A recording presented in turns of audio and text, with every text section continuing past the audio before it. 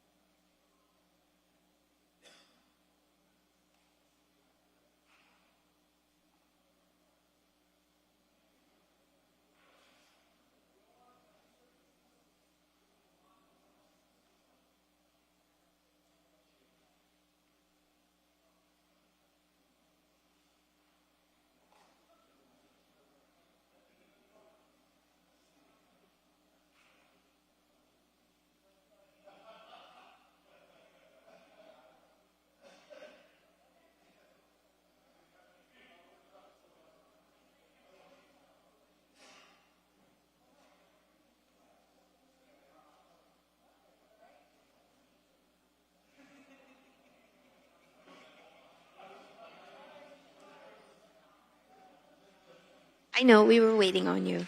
Okay, let's rock and roll. The consent agenda is before us. Gentlemen, are there any items on the consent agenda that you would like to discuss? Seeing none, may I have a motion for CA 1, 2, 3, 4, 5, 6, 7, 8, 9, 10, 11, 12, and 13, and CA 7 would be as amended. Motion. Second. I have a motion and a second. All in favor? Aye. Motion carries unanimously.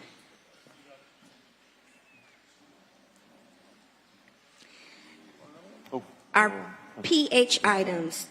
Are there any items on the PH agenda that you would like to pull for discussion? No, gracias. Anyone? PH items? PH 6 being a 4/5 and PH 7 being a 4/5. May I have a motion for PH 1, 2, 3, 4, 5, 6, and 7? Motion. Second. I have a motion. Wait. Hands up. Vice Chair has a question.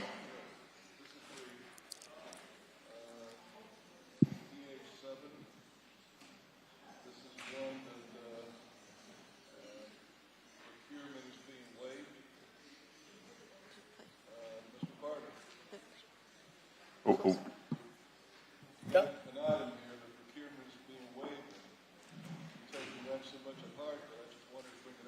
I think I've answered this before. I think when there's a specialized service and you don't have enough people to bid, it's perfectly acceptable for procurement to be waived. No, it's not when I think, it's when there's no pool, there's not enough of a pool. I appreciate your service.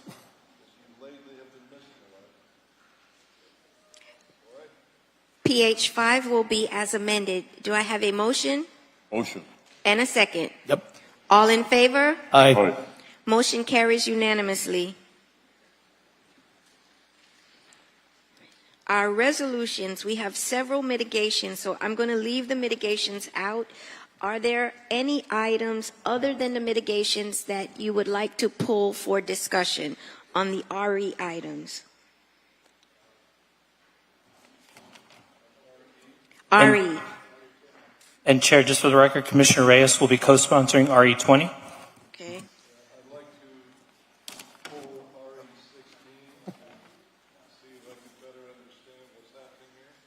RE16 will be pulled.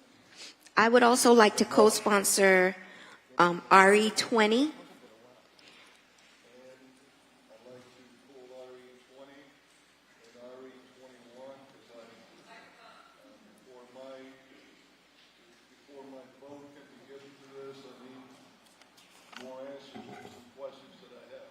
Okay, so Sir, can we go over the RE20? he wants to pull RE20 and 21 RE20 and 21, and what else? and 16. RE16. Just all the District 2 items. Okay. 16. Okay. They're on. Leave it off. No, they're on. The mics are on. So you said RE16? It's RE16 has been pulled and RE20 and 21. That will leave RE1, RE9, 10, 11, 12, 13, 14, and 17. May I have a motion? Sorry. I'm Hold sorry. on. Todd? So, Chair, for RE1, RE1 will be amended pursuant to substitution memo dated November 19, 2024. Additionally, for RE1, the official election results and an official certificate of the County Canvassing Board for referendum questions will be submitted into the record as backup documents. RE11 will be amended pursuant to a substitution memo dated November 15, 2024. And RE14 needs to be amended to include Miami-Dade County Commission Resolution Number R-1000-24 in the 13th whereas clause. Thank you, Chair. Thank you. Sorry, can you just repeat the REs again? RE1 and then RE? RE1 as amended. Right. And then it will jump down to RE 9, 10, 11 as amended, 12, 13. Mr. City Clerk, I would like to be shown as a sponsor of RE 13 and RE 14 and then RE 17. Okay. I have a motion and a second. All in favor? Aye. I'm sorry, Chair, who's the mover and the seconder? Who's the- Second. And now we'll move on to our first mitigation, RE 2.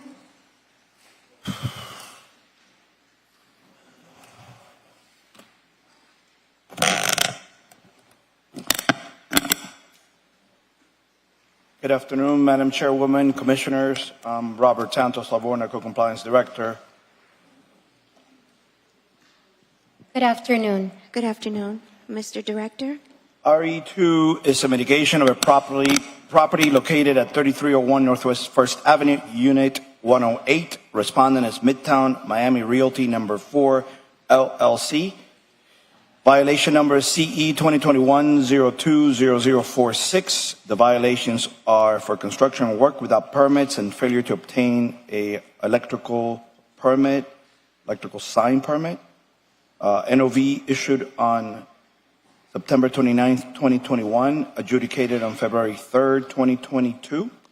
The violation ran for 727 days, accruing a total of $181,850. However, support evidence by way of the iBuild database reflects that the affidavit of the compliance was met earlier by way of a permit, and if so, the number of days is 600 days, accruing a total of $150,000. I understand the respondent accruing a total of $150,000. Respondent is offering $15,000, which equivalent to 10%. I will accept that. Do I have a motion? A motion. Second. All in favor? Aye. Thank you. Thank you. RE3 is the mitigation of a property located at 301 Northwest 25th Street. Respondent is Benas Inc. Code case CE 2021-00-10121. The violation are as follows: unlawfully establishing a new use without prior approval, construction work performed without permits, parking lot not in conforming to off-street parking requirements, failure to register vacant lot, failure to maintain lot in clean, safe condition, graffiti, failure to obtain certificate of use, and failure to obtain business tax receipt. The notice of violation was issued on May 20th, 21, adjudicated on October 13th, 2021. Violation was complied on September 13th, 2023, running for 705 days, accruing a total of $705,000. Respondent is offering $52,500. I understand, and as I met with each of you, the input from the attorneys was that the tenant had leased the property and ran all these issues without their knowledge, and I'm going to yield to counsel so he can elaborate. Madam Good Chairwoman, Commissioners, David Haber of Haber Law, 251 Northwest 23rd Street, Miami. My client, Bina Lal, is here with us. We had a bad tenant, and the tenant was running a parking lot. My client was in Guyana at the time. That's where she was living. She has other properties here in the city of Miami. She's a good corporate citizen. She's owned this property since 2003, never had a violation prior to this tenant. Many of the parade of horribles involved failing to maintain a clean lot, graffiti. She was assured that the tenant was going to pull permits to run a parking lot, get the proper approvals. The tenant lied to her. She finally was able to throw the tenant out in June of 2023. She took over the property and within 3 months cleared all violations. So we've offered this amount of money, which is a significant amount of money, and she apologizes for the problems that have been caused. Madam Chair, can you raise your cup so that we can see what it says on it? Guyana. Starbucks is now Sir, in do Guyana. you have any proof that your tenant was from Guyana? My client is from Guyana. She'll swear under oath if So need be. Want to everyone, make sure you didn't see her cup and I saw you her were clicking cup, your feet. but the reality That is is she such was in Guyana at the time. that is such a coincidence. Everyone knows, I say it all the time, I'm the first Guyanese woman to be elected to the city of Miami. I was born in Georgetown, and my parents immigrated to this country. I was educated in the U.S. It is a coincidence that Starbucks is now in Guyana, and I have a Guyanese cup for Starbucks. So those of you who may think I have a conflict of interest, I do not. And I'm very proud to have been born in Guyana. Now, I do understand where you have bad tenants. I, too, was a landlord of a business center, and the eviction process and not knowing our code department, our legislation, we are trying to address bad actors where it falls on the landlord. So I am agreeable to the offer. It is a substantial amount, and it just falls a little shy of the required 10% that I usually go for. But because of the tenant, and I believe staff made this recommendation and they believe it's reasonable, both our assistant city attorney and the director of code are nodding their head. So I want to say that for the record. So thank you. What is the amount that? It's 52,000. 1,500. 52,500. I'll make the motion. I have a motion and a second. All in favor? Motion carries unanimously. Thank you so much. Thank you. As amended, and Chair, I'm sorry, sir, could you provide your name again for the record? My apologies. David Haber of Haber Law. Thank you. RE4. RE4, Madam Chairwoman, is a mitigation of a property located at 2511 Northwest 2nd Avenue. Respondent is CJL Winwood LLC. Case number CE 2017-013154. The violations in question are for construction work without permits, no certificate of use, and no business tax receipt. Notice of violation issued on July 20th, 2017, adjudicated on February 6th, 2020. Affidavit of compliance issued on August 7, 2024. Violation ran for 1,643 days, accruing a total of $410,750. Respondent is offering $57,000, which is just a smidgen below 14%. I will accept that offer. Do I have a motion? Motion. All in favor? Aye. Motion carries. Thank you so much. Mr. Chair. As amended? As amended. Good seeing you, Counselor. Okay, fair enough. RE5 RE5. is complicated. RE5 is a bit complicated. It is 5 cases in 4 properties.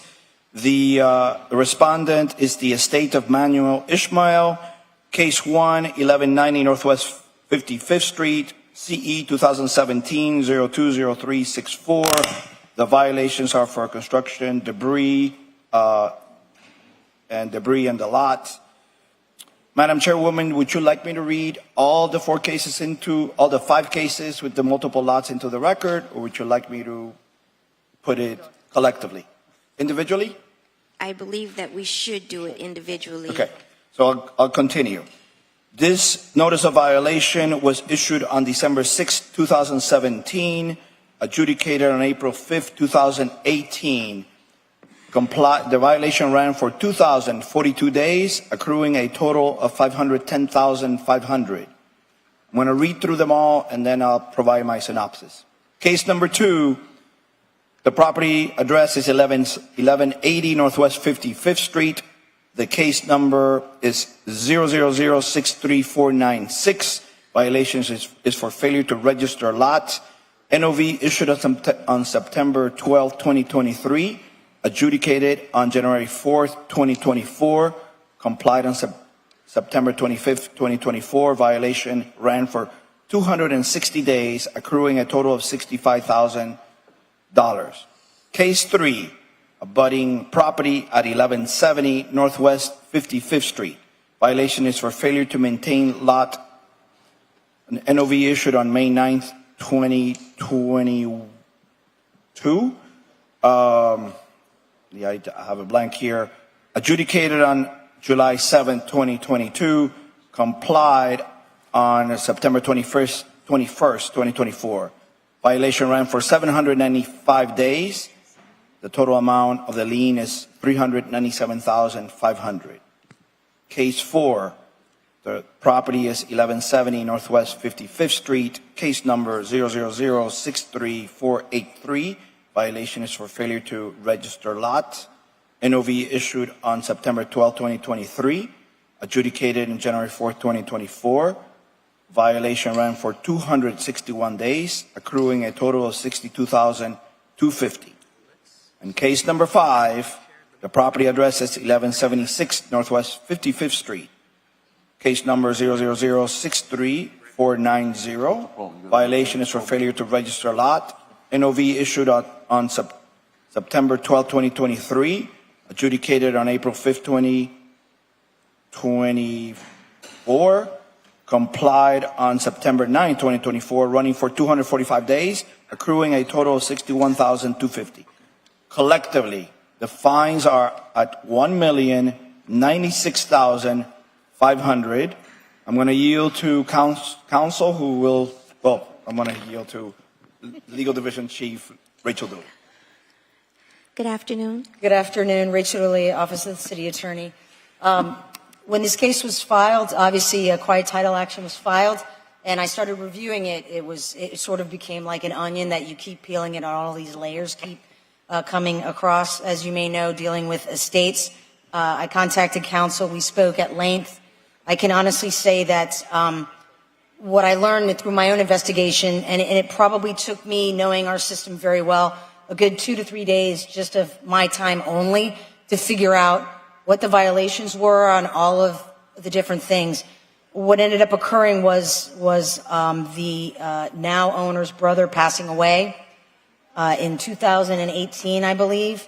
There ended up being a fight with the estate with an ex-wife and a niece, and it didn't go well. Once somebody was able to become the executor, which was the brother, they did attempt, of which we do have evidence of that, to the property appraiser to, in fact, please change the address here so we can get notices. The owner now, the brother, is not somebody who owns land. He doesn't, he has a house. So he's not used to this. These are 4 consecutive empty lots that are sitting together. So some violations were prior to the death of the brother, and a couple of them were after the fact. You'll notice the couple that were after the fact ran for very short periods of time, maybe 6 months or 9 months, because once they got the address fixed, he was able to get the notice. Prior to that, the notice was going to I believe the deceased brother's wife or ex-wife or something like that. So she wasn't helping anybody with what was going on. And that's basically the situation they found them in. So they have a large amount of fines that were running. Most of them are consistent, the failure to maintain. They also had, these are the per diems. There must have been 20 to 25 tickets pre-2018 that we found that had to be paid. Mr. Hiller has worked very diligently and actually has paid them all. And then, even after I spent 3 days myself going through the system, I understand, the director actually found 2 more, I believe, still tickets that still need to be paid. There wasn't another per diem, was there? No. Okay, just making sure. And so at that point, I called him and he said, we will take care of those tickets. But we're still here. So they have already spent more than a few $1,000s on tickets because they were accruing interest since, I believe, some 2011, 2012. And so I'll let them go forward with the offer on 2 of the cases, which are the older ones that date back to, I want to say, prior to his ownership. They're offering the $4,250, and there are the other cases the three other cases where they're offering $500 each.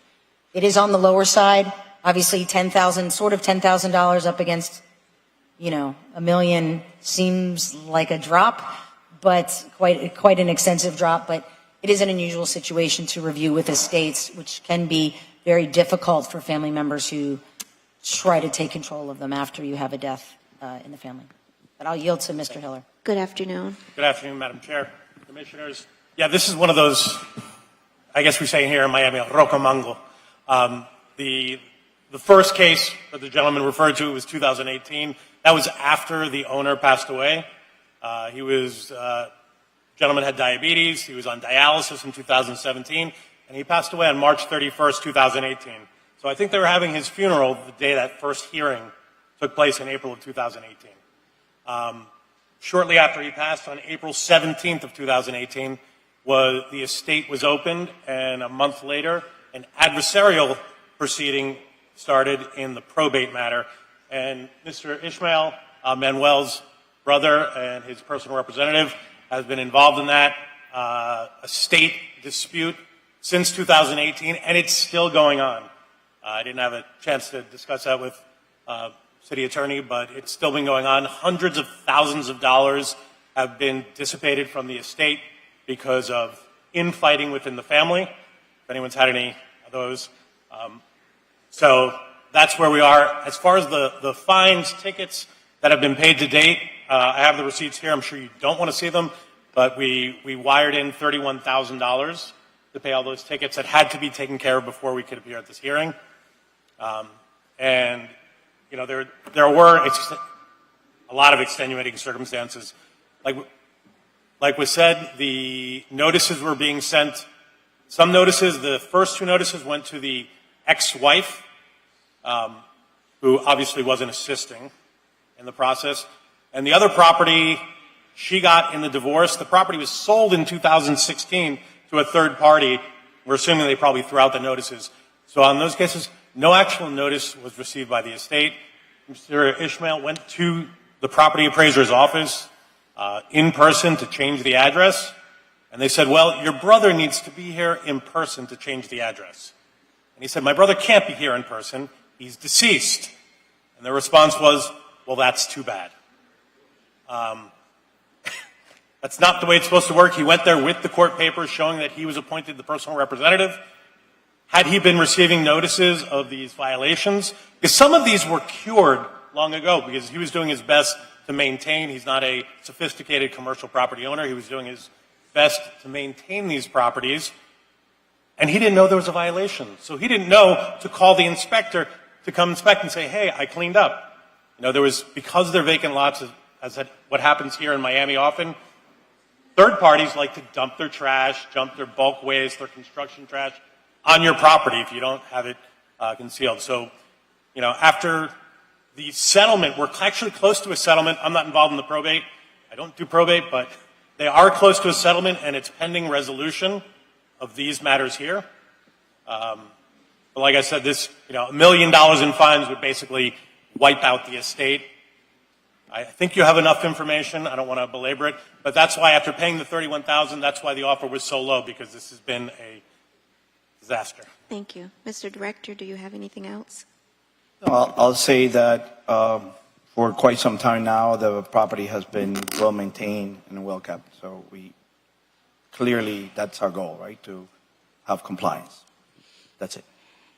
And I do understand the difficulties with probate. I have practiced probate law, and I have firsthand knowledge of the infighting with the families and how it could drag out. So I am inclined to accept the offer. If I may get a motion. I have a motion. Yes. Second. And a second. All in favor? Aye. Motion carries. Thank As you. amended. Madam Chair, Commissioners. Thank you, As Madam amended. Chairwoman. RE6 is a mitigation of a property located at 3436 North Miami Avenue. Case number CE 2021-022336. The notice of violations are for operating without certificate of use and business tax receipt, NOV, issued on October 27, 2021, adjudicated on December 8, 2021. The violation ran for 760 days, accruing a total of $380,000. Respondent is offering $19,000. Good afternoon. Giacomo Bossa from Barracat and Bossa. This is a mixed-use building with 4 units. The tenant on whose door the notice was posted called my client. They manage this property. They're first-time offenders. They immediately solved the problem with the tenant who was no longer operating the business 3 days after. They did not realize that the notice dealt with all 4 units. The other tenants were also operating a business that did not have a BTR. And so you'll see in the correspondence as of October 2023, they're asking why is the violation still open? We had dealt with that back in the day. They didn't realize it was a hearing. In fact, I believe that it was posted on the door of that same tenant, and the tenant believed it was resolved and never called them to let them know. This was during COVID time, so it was a difficult situation for them to deal with the matter. And so they are here asking for mitigation. These are first-time offenders, and there really was confusion about the situation with the 4 units. They thought they had solved the problem and weren't really aware that there was a problem that was occurring. Madam City Attorney? Just that, I don't have anything to say to that. Just the 19,000 would be 5% of the 380,000. Just to let you know. Mr. Director? So one of the things that I'm very proud of, that this last Tuesday, we effectively had the maiden voyage of the new mitigation schedule. This will be 5%, and I'm going to say on the record that at that body, we would not take anything less than 10%. So I will reiterate that. It's up to the board, but I think 19,000 is rather low. And his argument about they thought the issue, they didn't know that the issue spread to the other 3 tenants is? So let me say this, Madam Chairwoman, there's a lot of challenges for code, and we have lots of areas that we need to improve, but one of which that we do well is notice. We provide notice very well, certified, and post the properties. And I stand by all the cases that come forth because we make sure the T's are crossed and I's are dotted. Service, we take that seriously. So when somebody says, "Oh, we didn't get it," I'll challenge that. Maybe you chose not to read it, but service is absolutely happening. Well, he didn't say that they didn't get service. What he said was they addressed the issue for the 1 unit, and they thought that the violation was for just that 1 unit. And I don't think we can know what was in their mind. The notice itself said that, the businesses had issues. If they were confused, of course that could happen. I mean, I don't think we would sit here and deny to you that somebody could look at it and it could say the businesses all need to have their CUs and BTRs, and maybe they thought everybody else was covered and just the one wasn't. So, and I don't know that they even knew to contact the inspector when they got the CU and the BTR finally to finalize it. It wasn't until later that they came back and said, "Oh, hey, we already did that." And then we're told you had these other ones you needed to get as well. And then they completed it. So if back then at the time they had contacted, which, as you know, we've been here enough, some people just don't realize that one hand of the city doesn't go and say, "Oh, you had the violation. Let code know for you that's done." So that confusion does happen. I think in that instance, we can do a better job because internally, we should have the ability, once it's cleared in one department, that it goes over to the next. It's really unfair to the lay person to manage our system. I understand for the 10%, so I'm going to ask you, sir, to go to 7%. 7%. Can I have a moment with my clients who are here present? Is that okay? Yes. It'll be just a moment. Yes. Thank you, Madam Chairwoman. That don't work. I'm going to ask for 10%, so. For the record, Madam Chair, that would be 26,600. Okay.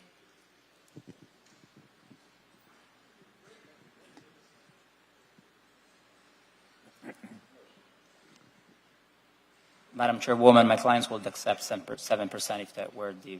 May I have a motion? Motion. I have a Second. motion and a second. All in favor? Aye. Aye. Thank you. Congratulations. As amended? Good negotiator. As amended, thank you. But I would like to stress with staff, I do think that is unfair. If you clear your violation and you think it's cleared, but you don't know that you have to go to another department internally, we should be able to come up with a mechanism that will trigger the next department. We should be able to communicate with our departments. And we have a department that comes up with apps or we can have someone come and do it for us, but we should be able to this was fixed here, therefore it clears it here. Be able to speak, Mr. Manager. Let's start to work on that, because a lot of the mitigations that come before us, I have seen where they cleared the violations and wasn't aware that they had to take an additional step to contact another city department. I just don't think that's fair. So, Madam Chairwoman, Mr. Manager, if I may, we're actually working on that with building and having a mirror, cross-referencing one another's departments, and that's work in progress. We're working with IT and the building department on that. Good job. Okay. Okay, we are on RE7. RE7, the property address is 1877 Southwest 7th Street. Respondent is VQ Everglades Homes, LLC. The violation is CE 2018-006612. The violations in questions are for obstruction and blockage of public right-of-way and parking and storage of inoperable vehicles.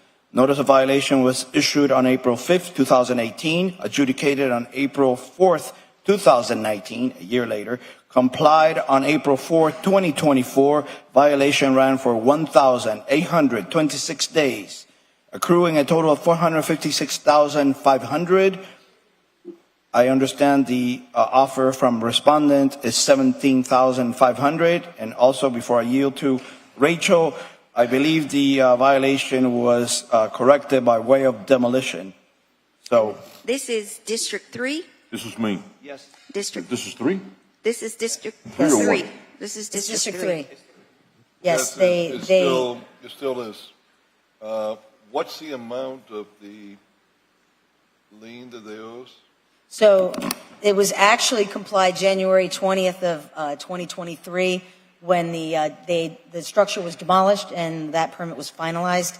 So it wasn't called in until April 4th, but it's actually was for 386 days, which brought it to $346,500. Of that, they're offering $17,500. It was 1,386 days. You said 386 days, it's 1,386 days, right? 1,386 days. Oh, sorry, 1,000. It got cut off on my, sorry. 1,300. So let me say this, Mr. Vice Chair, and I haven't had the opportunity to meet with counsel, not in this case, but I think of importance is this property had lots of issues. We have lots of complaints. In addition to this, we have 15 other cases. And so since this was already adjudicated, we don't open a new case for the same violation, but it clearly was a challenge. So as Legal Division Chief said, with the corrected amount, it's 346,500 and they're offering 17,500, which is 5%. I could not recommend that. I accept your recommendation. What are some of the violations that they had? I'm sorry, sir? Some of the violations that they had. So this one specifically was for obstruction and blockage of the public right-of-way and parking and storage of inoperable vehicles. That's what this one is for. It's a rental property, then I gather. I'm sorry? It was a rental property. Yes. Correct, multifamily. Obstruction of right-of-way. Obstruction. They were probably blocking the sidewalk. That's what that is. Okay. And then parking and storage of inoperable vehicles. You'd like to hear from me? Anything else that they had? I'm sorry. They had, the structure was an unsafe structure case, And so it ended up being demolished to take care of the unsafe structure violation. It wasn't worth repairing it versus what would have to happen. So it was a rundown property. I believe on this one, the owner, it took a long time to remove the tenants from it. They were pretty adamant about staying. And so some of them had vehicles without tags that weren't working, and that's what was all over the property. So this particular case, the code case dealt with that issue. There was an on the side, an unsafe structure case, but the structure ended up being demolished. Good afternoon, Sebastian Jaramillo on behalf of the property owner. My client bought this property in 2016 with the hopes of fixing it, with hopes of improving it. Shortly thereafter, it became an unsafe structure. So, and he had to deal with the tenants who were essentially created the violation for which we're here today. During this time, my client realized that he wasn't going to be able to fix it because the structural issues were significant. He tried as much as he could, but eventually the property was demolished. He didn't object to it. He didn't, put any fight. So right now we're trying to clear it up. It's a vacant lot. It's right behind, it is 18th and 7th Street. So, right behind 8th Street off of 17th Avenue. And that's why our offer is 5%. The violation here was caused essentially by tenants leaving abandoned vehicles, and evicting all the tenants took a significant amount of time. Which are the business in back of them in 8th Street? It's Picture where it's at. just El Rey de las Fritas. Which one? Rey de las Fritas. So that's the Presidente, and this is on the other side of Presidente. So Sorry, can I interject for a minute here? I'm sorry, can I, just real quick? Go ahead. 1877 Southwest 7th Street, right? Is that correct? Because I had a typo. Yeah? Right, 7th Street. Thank you. So right now it's a vacant lot. Eventually it will Southwest. be Yeah, improved. no, I just, Southwest, yes, sir. Yep. Yeah, Does your client own any other properties in the city of Miami? He does. How many more? A couple. I don't have an exact number. Have you found out if he's got problems in others? Sir, the respondent, VQ Everglades, has been before this body before several times. I can't tell you right now if this is the third or fourth case that this respondent we presented for you. So the answer is yes, they own other properties. Well, I'm definitely not going with 5%, but now that you told me that he's been a violator in other cases, this is exactly what I've been talking about before. It's one thing when you deal with someone that is first time comparing to someone that has been buying properties, and this has been going on. If Now, I mind may, you, Vice Chair, one of the things that we've done is paid attention specifically to recurring and repeat violations. This case before you is a 2018 case. Yep. So that's why it doesn't have a repeat or recurring. Otherwise, if it would happen today, it would. It would be a much higher per diem. This is a repeat in this case, and he's got a history of this. if I may, Commissioner Carollo, since I've been working with my client, I've been working a lot with Rachel at the City of Miami's office, and we've been clearing off all the issues with all the properties. I mean, this is one of the last ones, but my client's been paying all his fines and essentially assuming responsibility for the issues with the properties. But since then, we've essentially been able to clear a number of issues with his properties. Rachel Early on behalf of the Office of City Attorney. That is correct. When I started, so I guess almost 10 years ago at the city, I did get to know not his client, but the name of the company, just because it had a lot of things. He wasn't really paying attention to it. However, in the last, I want to say 3 to 4 years, that is correct. He has been working extremely hard. I believe his son is an engineer or an architect. They have been fixing everything up. They've been paying all their fines, bringing all the properties into compliance. I can't say that for the most part, but that part's been very good. So it started on a very bad track record, and they have certainly moved to try to have a better track record and to do everything that needs to be done with their unsafe structures, getting the plans in, getting those things reviewed. But he does have multiple properties in the city that did have issues, and like I said, I think this is the tail end. But yes, the owner has other companies that have had other properties that have had violations. That's true. But he's done better recently. There's no doubt, and with the assistance of his attorney, he has improved greatly. 1,826 days, that's almost 5 years. Rachel, I'll take your last statement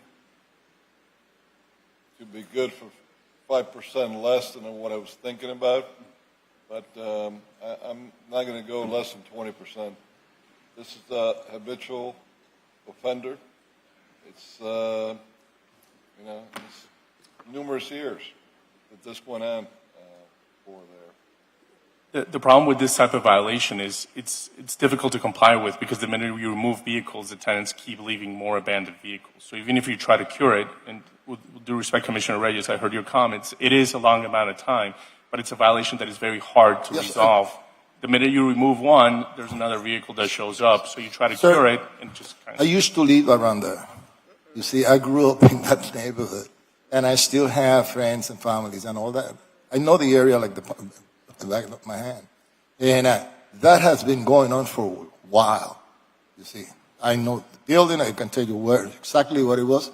And it was, before I even came to work at the city of Miami when I was a kid, it was always a mess. I can tell you that. This is the empty lot across the street from the Presidente parking lot, correct? Correct, on the back, yeah. Okay. Now it's empty. Yeah, now it's empty. I'm not going to go lower than 20% of this, but it's up to the body. That area I'm very familiar with.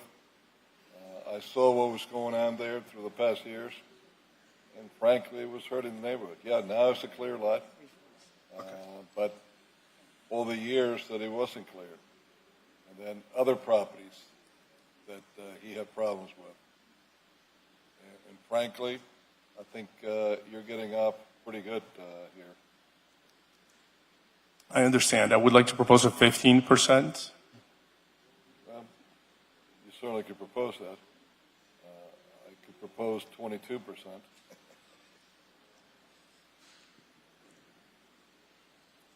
I was going to go with 25, but Rachel saved you 5. Do I have a motion? A motion. Second. All in favor? Aye. Motion carries. And for the record, that amount would As be amended. 69,300. That is 20% of the 346,500. 69,300. RE8, another mitigation. Thank you. Madam Chairwoman, last mitigation. RE8 is, there's 2 properties, same respondent. Respondent is Wind Park North LLC. There are 2 properties. First property is 182 Northwest 34th Street. Case number 000398683. Violation is for construction work without permit and failure to maintain lot. NOV was issued on February 22nd, 2023, adjudicated on May 4th, 2023, complied on April 11, 2024. Violation ran for 342 days, accruing a total of $85,500. The second property is 3327 Northwest 2nd Avenue. Case number is 000398685. Violation is for construction work without permits. NOV issued on February 22nd, 2023, adjudicated on May 4th, 2023, complied on April 22nd, 2024. Violation ran for 342 days. Collectively, both violations have accrued a total of $256,500. I understand the respondent has increased the offer or their offer to $12,500. That's 5%. I'm sorry. Which district is this? So originally, in my notes, it said 1, but it's 5. Me again. Yes, Madam Chairwoman. Okay. Good afternoon, Rachel, on behalf of the Office of City Attorney. The offer is $6,250 per case. Is that correct for each case? That is correct. Good afternoon. Good afternoon.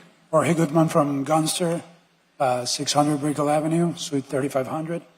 I do believe that Mr. Santos Alborna got the amount of the collective fines incorrect. It's not 256,000, but 156,000.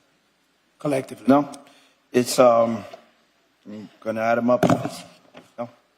The collective amount is I apologize. 256. It is 256. Yes. Sorry. Yep. Yes. So, Madam Chairwoman, distinguished commissioners, this client is part of a group of companies that have 11 projects going on right now within Wynwood Norte. These people are transforming the neighborhood for the better. They're doing cutting-edge work, which will result in 1,400 new housing units, 400 of which are going to be workforce units. What the violations are for demolition without a permit. And admittedly, while these structures were demolished without a permit at the time, it was done so for two reasons. Number one, there was life safety issues. These were unsafe structures that had squatters and hoodlums in them, and they had to act quickly. They had to remove them. This was at a great cost to them. And at the same time, given the amount of work going on, you had multiple contractors doing work, so you have a situation where one hand was not talking to the other. Madam Chairwoman. Sir, I see our Assistant City Attorney shaking her head no, and I see some folks from Wynwood shaking their head no. I don't know about shaking my head no. Rachel, on behalf of the Office of the City Attorney, yes, it was a very dangerous situation. They were actually demolishing the structures without permits. They didn't have the proper security there. The city wasn't aware of it. It's just not a good situation. You understand with squatters, I think we all can understand those things. And somebody, obviously got a little too gung-ho and started doing things they shouldn't have done. So that's why they were cited. Don't believe they had unsafe structure cases at the time, but they were squatter properties. But yes, they were cited because they actually started to demolish these buildings without permits, which is a very dangerous situation. And this 12,500 represents what percent?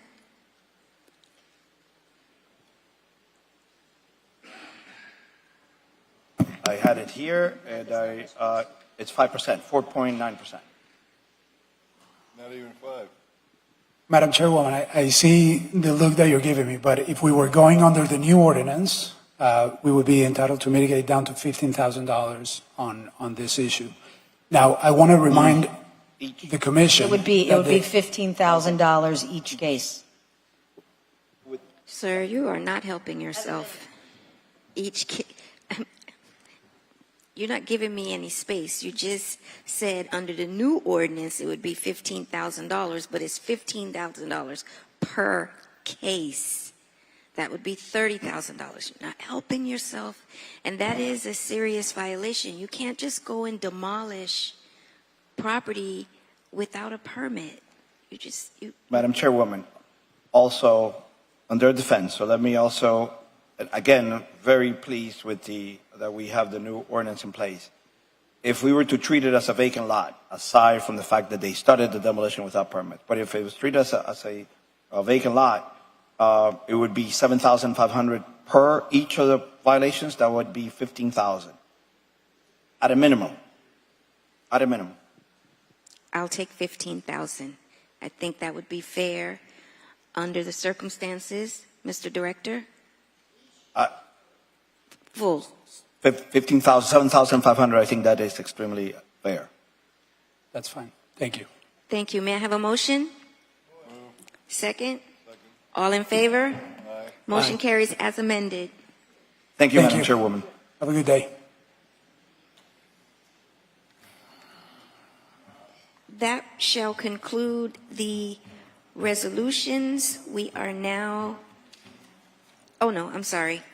We have RE 20 and RE 21. And 16 as well. And 16, did I miss 16? That's correct. I did miss 16. I'm sorry. RE 16 for discussion. Yes. 16, you're moving $2 million that had been allocated to Casa Valentina, Inc. to another firm. This is still the same people with Casa Valentina involved in doing this project, or To my understanding, it is not, but I'd like the city manager and community development to respond.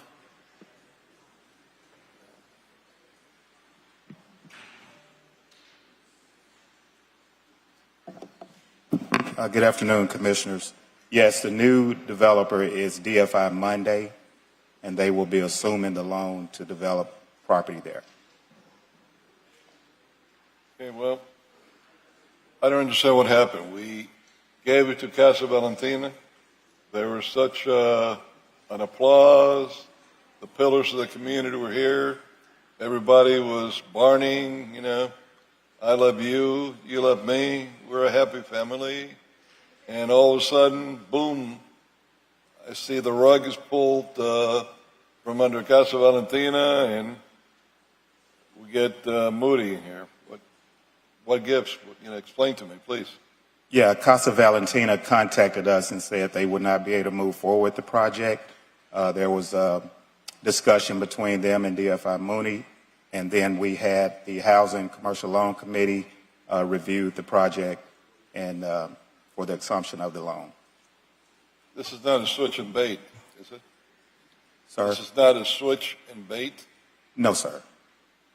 Now, who is this Moody Development Corporation, and what guarantees do we have? First of all, what is their experience? What is their background? Yeah, they developed What guarantees do we have that they're going to accomplish this? Yeah, they developed over 200 properties, and we have the developer here if they want to. 200 properties where?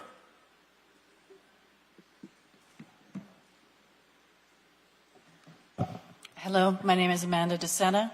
Hello, Commissioner Carrillo, how are you? Hello, other commissioners. DFI Monday is a special purpose LLC that is formed to help the city and Casa Valentina write the steering on this project. When Casa Valentina originally contemplated their project, they thought that they were going to be able to assemble land on Mundy Street in order to build 50 units to help their cause. Unfortunately, that assemblage was not possible. They were not able to move the project forward, and so between our relationship with Casa Valentina and also the City of Miami, we were able to restructure this deal in order to deliver 8 1,320 square foot affordable units.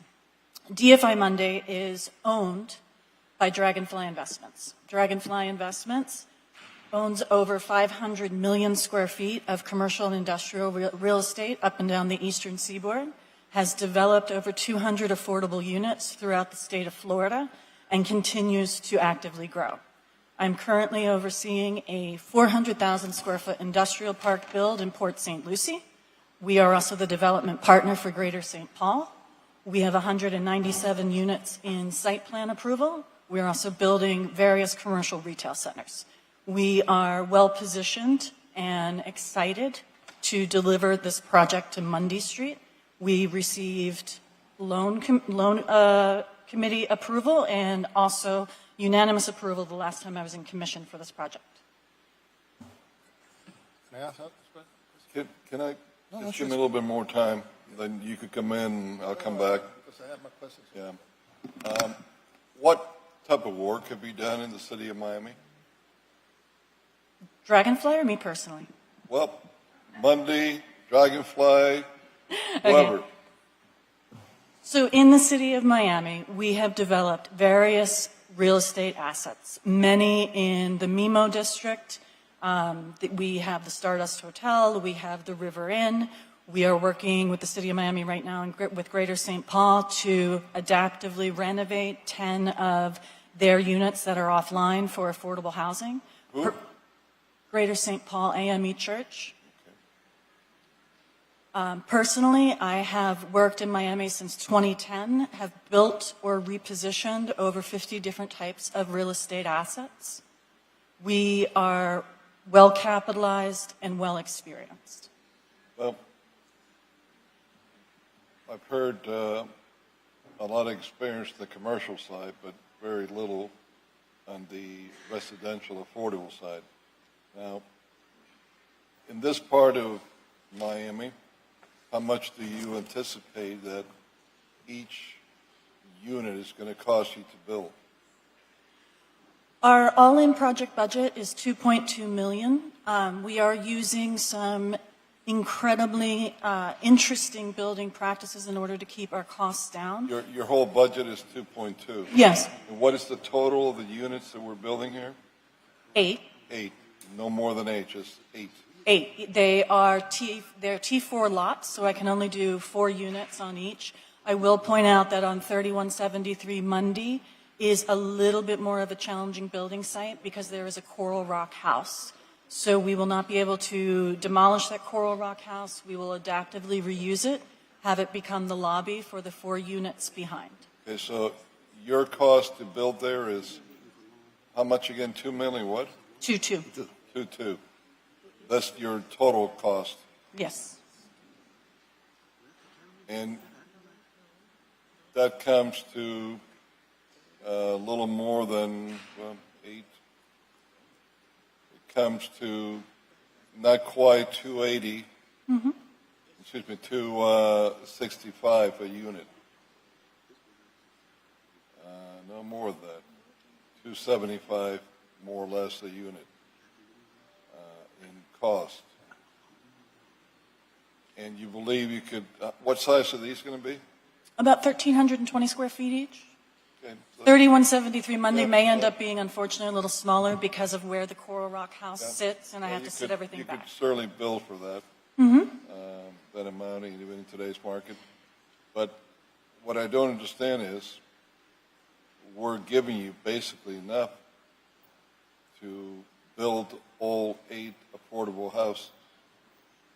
I'm sorry, I didn't hear you. We're giving you enough to build all 8 affordable houses. You're only putting in out of pocket about 200,000. No, sir. Casa Valentina used almost 1.1 million in acquiring these 2 lots. There's Yeah, I was about gonna get that, 900,000 left in the ARPA bucket. And then we will be putting in equity and also using Intercredit Bank to finance the rest of the project. Okay, so let's start from scratch, make sure I understand the numbers. Out of the 2 million we gave already, there's only about 900,000 left. Hmm. So actually, Casa Valentina used 1.1, I think I heard, to buy the lots. Mm-hmm. Okay. How big are these lots? About About 5,000. 7,500 in that area, I think? 5,300, I want to say. Huh? About 5,300, I want to say. Each? Yeah. They're not contiguous. Okay, so they're smaller than I anticipated somewhat. In Coconut Grove, 1.1 for both of them. In that part of the grove might be all right in today's cost. In fact, it might even be low for 1.1. You got 900,000 left. So what happens if we don't approve this transfer to you?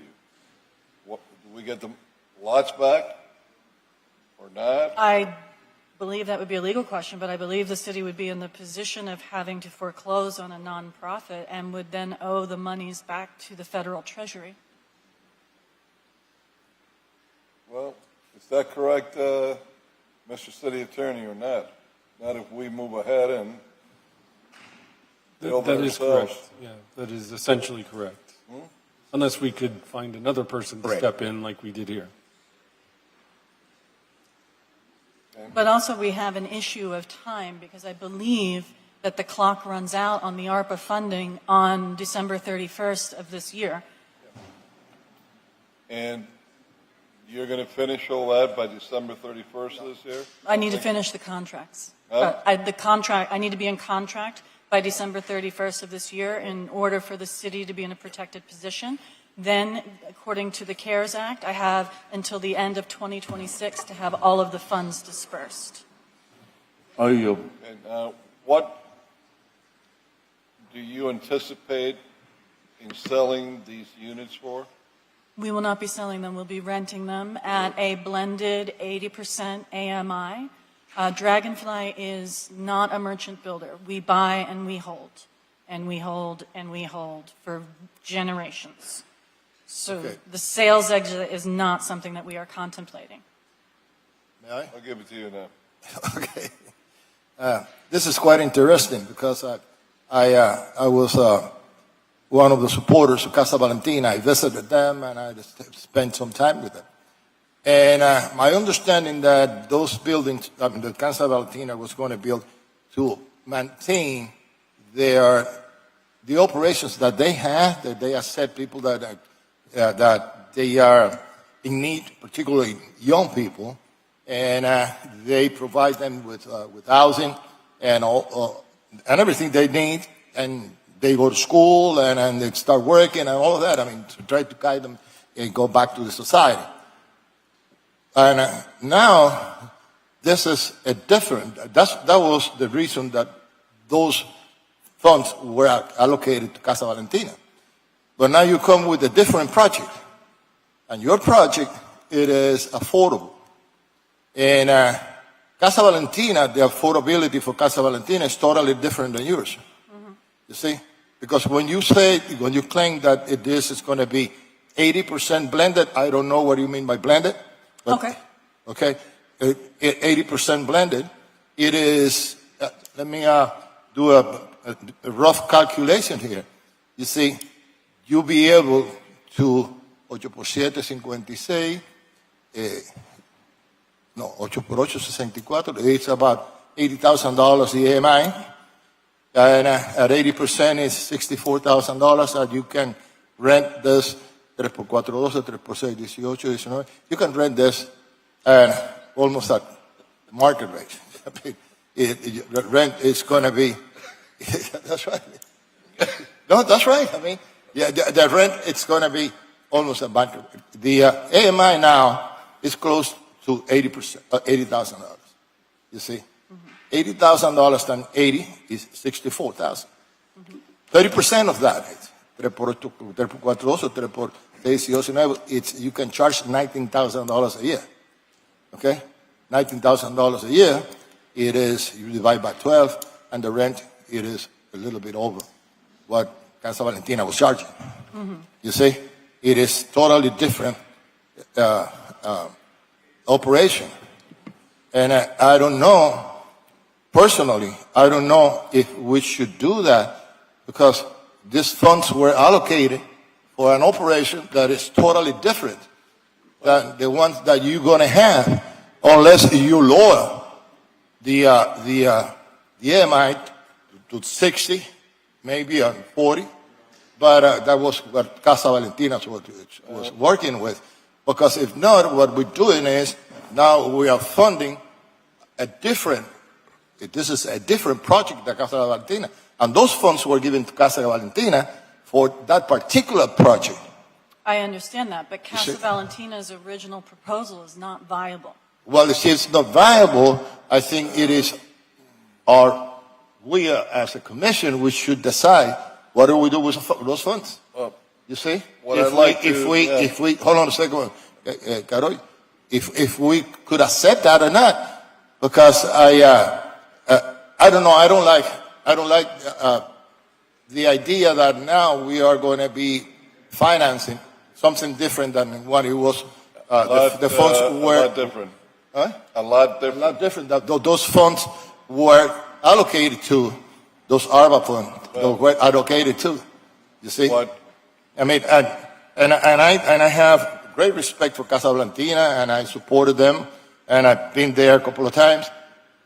And we have been working closely with Casa Valentina in order to But then, get if this you're working close with Casa Valentina, you're going to provide the same type of housing at the same rate and continue the operation of Casa Valentina as they do, or you're going to go higher? No, we will go higher. You see, that's my problem.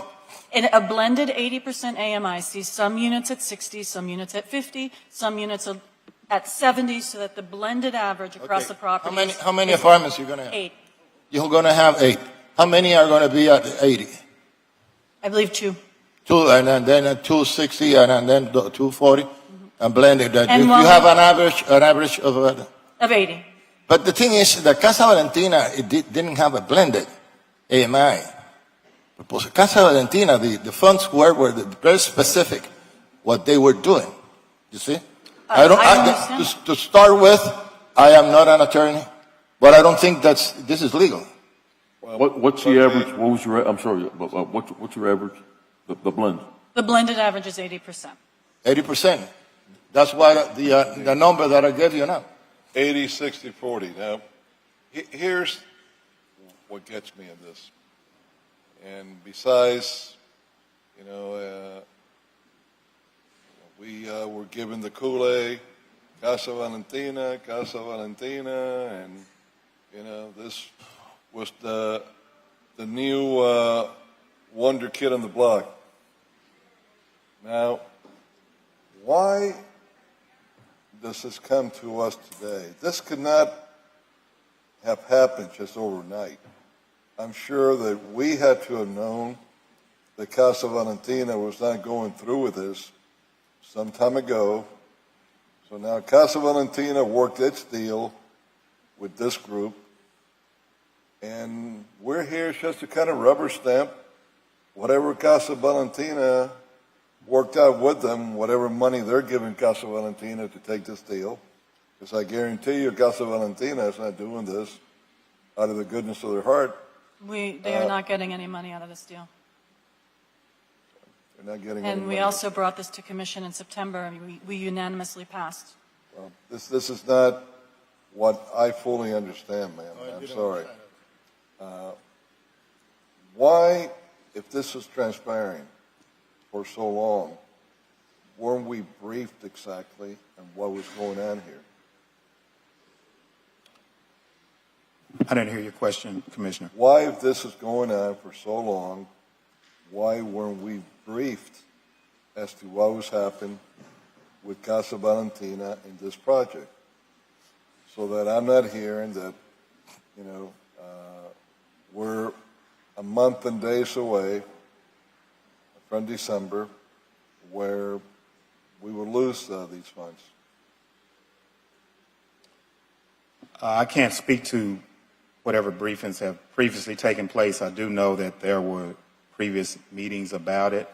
And due to our timing, we really don't have a whole lot of time to find another developer. Well, as that's understood. exactly what I'm saying. Why weren't we given the facts so the city could have vetted other people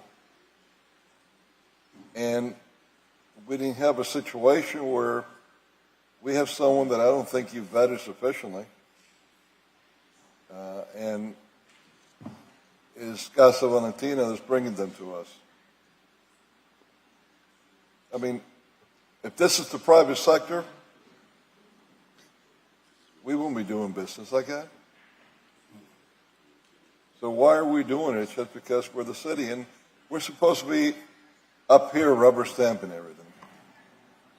So then the great tabloid, if you go with those pillars of the community and their project wonders, they can say, what a good guy you are. If not, they sick the dogs on you all the time. City, I just want to refer to the city manager a minute. Excuse me, I'm not done yet. Oh, okay, I thought you were. No, I'm not, and you haven't gone through the chair. That's the second mistake. She was busy. No, she's not busy. She got 2 ears that God gave her. Mr. City Attorney, I think this is more up your alley. What has happened here that we're seeing ourselves in this situation today? And what can we do to save that money if we decide not to go this route? Let me have Mr. Alban from our office, who specializes in these type of things. But I will tell you that it is as described. And Javi, could you explain the timelines and what the consequences are, please? Yes, Javi Alban, Division Chief, Real Estate and Transactions. So yes, we do have a deadline that we must obligate the funds by December 31st, 2024, which is why we would need to enter into an agreement with DFI Mundi to make sure that we obligate the remaining funds, right? Which is, I believe, around 900,000, if around there. because the other funds have already been used to purchase the land. So we can spend it by December 31st, 2026, but it has to be obligated by December 31st. This is one option where they have come forward. They will take over the project, provide 8 affordable units as described, and that's one of the options we can do. The other option is, as stated, we take back the money or the remaining funds. We obligate it somewhere else at $900,000 in ARPA or convert it to revenue replacement, and then take back the properties. Right? We'd have to foreclose on the properties and take the properties back. Okay, so That was going to, I'm short. And we take the property that was bought with those funds? Yeah, we would take those properties We'll back. allocate Take those the- property and we will. and allocate the 900,000 somewhere else. Yes. Can that be done? Yeah, that would be an option. I'm sure we got to have other projects that we could allocate the money somewhere else. I certainly have them in my district. I'm sure that Commissioner Gabeles got them in his district, or Commissioner King, or Commissioner Reyes. I know that Commissioner Part is somewhat limited in his district, but he still might have a project or two there that he could use it in. It just really bothers me that, we roll the red carpet for Casa Valentina, and, now we got to switch and bait. Something totally different than we were told, and it's like, hey, you got to do it or else. Those 2 lots, the only thing that I'll say, even if they're on the smaller side of 5,300, they got to be worth more than the 1.1 today. Wouldn't you agree, Commissioner Pardo? I believe Commissioner Through the Cabela, chair. I believe Commissioner Cabela wanted to make a statement, and then our district commissioner will speak. No, what I wanted to ask is, so we're at, the blend is 80% average now, okay? What was it with Casa Valentina? Because I'm behind the curve here. What was it originally with Casa Valentina? The AMI? The difference? I don't have the exact amount What of, was it? He's got it. the exact amount of what. The original Casa- deal. The original deal with Casa Valentina? I don't have the original with me. You guys have the original? It says, But we would have I don't have it on. to either rent or sell them below 80% of area median income. About how much? 80% of area median income was the maximum that we could have used for the income levels of the tenants or home buyers if it was a home buyer project. Okay.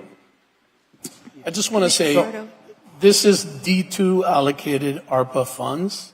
We have been working closely with the development team. We were fully briefed. All the backup documents were there. It came before commission. It passed. Everybody supported it. This is our discretion in our district. The community is looking forward to the development. The community is looking forward to these units. They've been very much engaged, and we should respect this process, the ARPA fund, and the District 2 Commissioner, and the work that has already been done. Mr. Assistant City Attorney? Yeah, through the chair, thank you so much. I just wanted to mention about the AMIs. When the ARPA funds were originally allocated to us, there was no guidance on affordable housing, and then eventually the Treasury released guidance. That guidance had a much lower AMI. I believe it was around 60% AMI. And then if you use other federal funding sources, you can match that federal funding source, right? So that's why we were at 80% AMI, I believe, around that time. In June of this year, they updated it. So now you can do up to 120% AMI. So I think that's also a change there, that the regulations have been amended to allow for greater AMI. Correction, we have, those are for the, I'm not talking about affordable, but I'm saying we have a resolution that we only accept on the workforce 100% AMI in the city of Miami. Now, my only concern is that we change the objective of that allocation. You see, from Casa Valentina to a private company. A private company that they want to charge 80%, it said blended, 80, 60, or 80, 70, 60, and all of that. I will agree if we could do that and leave 80 out of the question. 80 is at $1,600. And Casa Valentina, the business model for them was for homeless youth. You see, homeless youth, not for renters. And that's what the amount was allocated for them to increase the capacity of accepting more youth that were in the street and guide them into going back to society. You see? This is a totally different business concept that the one that we approve. And I was one of the main supporters, or you remember that. I was one of the main supporters because the program is fantastic. You see? Well, that's why we all jumped on board. That's right. That's why everybody jumped on board. And this is my only concern. Now, if you're gonna rent this, because the funds were not given to, for renting at $1,600 per room, you see, it was minimum about 20 or 30% AMI, and if they were homeless, if you change your business concept in order to be similar to Casa Valentina, I don't have any problems. But doing it in just like a private sector, that you are going to be charging $1,600 for a one bedroom. You see, it is. I cannot go along with that. They're not one bedrooms. They're 3-bedroom units. 3-bedroom. So it's $1,600 for a family. For family, Madam Chair. For family, but now you have family. Now it is not homeless. It's a different concept. I understand that, but if Casa Valentina was unable to deliver what they pitched you, and they are asking for a way out of this situation to not be foreclosed upon, and there's a development partner that's willing to invest and work alongside the city and Casa Valentina to get them out of their trouble, why should they be foreclosed upon? What I personally, and this is the first time that I hear all this changes, I need more information and what is going on, and more information about you guys, and I want to know what you're going to do, how much you're going to charge. You're going to charge, this is going to be now families. It's going to be 4-bedroom families? 3. 3-bedroom, what's the total? The total square footage is 1,320 square feet, 3-bedroom, 2-bathroom units. Okay. Commissioner, I have the rent schedule in front of me. Yes.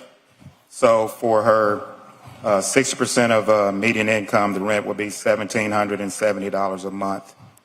For 65%, it'll be $1,917.50 per month.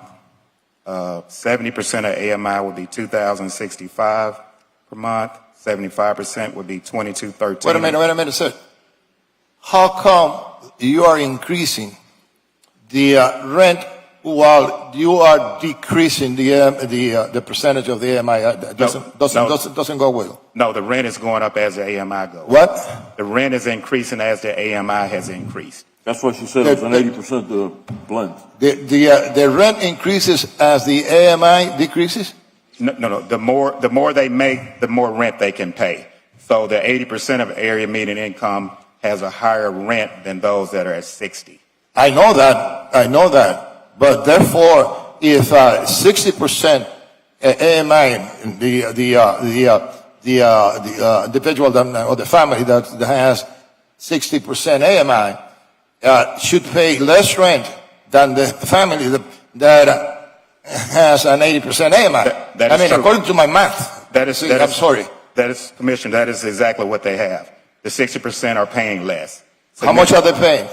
They're paying $1,770 a month versus an 80% at $2,361 a month. An 80% is $2,361. $2,361. That's more than 8%. That's more than 80%. according to HUD, and according to my knowledge of if you have, the AMI is around $80,000, right? 79 something. The county, which we shouldn't be using, but it's around 79,000. Let's round that up. $80,000. 80% of $80,000 is $64,000. And according to HUD, you cannot charge more than 30% of it. And 30% of it, when you divide that, it's going to be around $19,000. You divide it by 12, it's $1,600. Yeah. I mean, and I don't know what, if that's the rent schedule, it doesn't.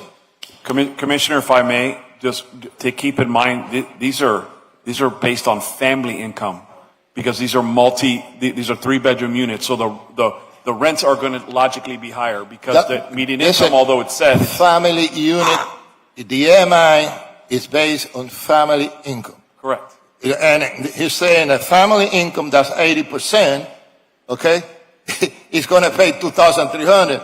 But a family income that makes $80,000, that family income, you see, should be paying $1,600. Commissioner, if I may, I want more information about this. so I hear what Commissioner Reyes is saying, that he needs more information. I can tell you that in my briefing, that I was not briefed that this item was replacing Casa Valentina. I checked with my staff in case, and that was not mentioned in my briefing. I just want to make that clear, because if you had said this is a replacement for what we voted on for Casa Valentina, that would have raised some alarms with me. And I see that Commissioner Reyes has a lot of questions, and I don't think this is the place where we should hash all of that out. I will support the district commissioner's recommendation, but I don't have all of the information because, Commissioner, I wasn't briefed on in totality what this item was about. I understand. We were, and we knew that, so I don't know where the breakdown was. For the record, I just want you to repeat the AMI breakdown in the project, for the record, in this moment. Yes, it's 60, 70, and 80% blended AMIs. And we are using the Miami-Dade County 2024 published area media income rental charts. I think. Okay, and for us, a key here was that Casa Valentina was a failing proposition, and they were able to find a solid partner with a great track record, an amazing reputation, who I totally believe isn't making a penny out of this, to step in and serve the community and be able to provide these units. So absolutely we are in favor of it. That's why we're using our ARPA allocation. And I'd like to see this pass because of the timeliness and the need for us to be able Commissioner to do it. Gabella would like to say something. If I may, gentlemen. So to get it straight, we have a combination here of 8 units. They're all 3 bedrooms, right? I suppose. And we have $1,770, $1,917, $2,065, and $2,213. You know what? I'm going to go with you because it's your district, and I think, and this is also the neighborhood here, is up and coming, I believe, and I think that we should support. Now, granted, and I hear what you're saying down there. I understand what you're saying down there, but I also understand the time constraints and the reputable. I mean, my vote is yes. I need to ask one other question. Maybe there'll be a follow-up. I'm having a hard time in Sunbus, Florida, finding out the owners that appear, managers of this corporation here that we have before us here. Can somebody help me see if maybe it's my phone that the state don't want to ring up the right companies to me? You have the name here in this item. Let's see. Could you just disclose who the owners of the of the LLC are, of the partners? What I want is not for her to disclose. Here, what we're being told is that it's a corporation, I believe, the name of it, well, DFI Monday. DFI or DF1? No, DFI, It's DFI, Monday, okay. LLC, wholly owned by Dragonfly Investments, so LLC, let's who is try the owned by DFI. Irving Weisselberger and Jason Morjane. Who are the principals, ma'am? Irving Weisselberger and Jason Morjane, Sergio Rock's nephew. Sergio? Sergio Rock's nephew. Okay. Madam Chair, can we have a motion?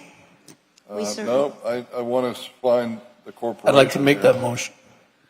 Before We're I could still in vote. discussion, but you can make the motion. Motion. Do I have a second? Second. We have a motion and a second. Okay. We're still in discussion. You were saying, Thank ma'am, is DFI, correct?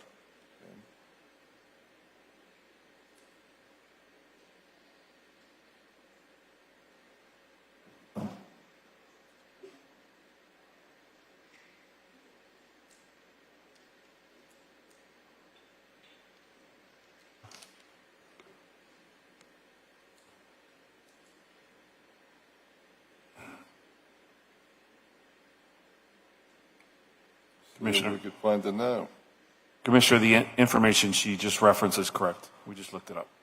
Well, I still can't. And Dragonfly, which is the wholly owned principal. What did you run? DFI Monday, exactly what's Okay, here. can you And bring then it we to ran, me? and then we 'Cause- also ran Dragonfly, which is the principal. Well, it's under DFI Monday, so Dragonfly doesn't mean anything to me right now. But it's wholly owned by Dragonfly. So we looked up Well, Dragonfly so it as well. says. Can you show me the DFI Monday? Because this is not coming up for me. Dragonfly was a Florida corporation? Is it a Florida corporation? And I'm trying to find it on some bizarre weird.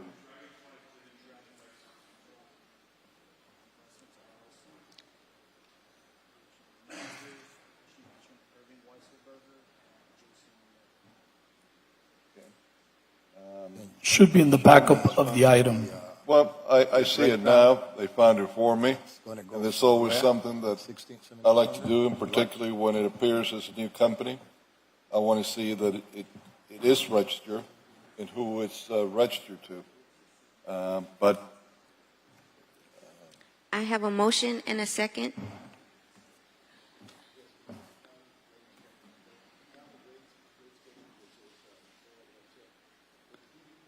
See, Commissioner Ray, right, because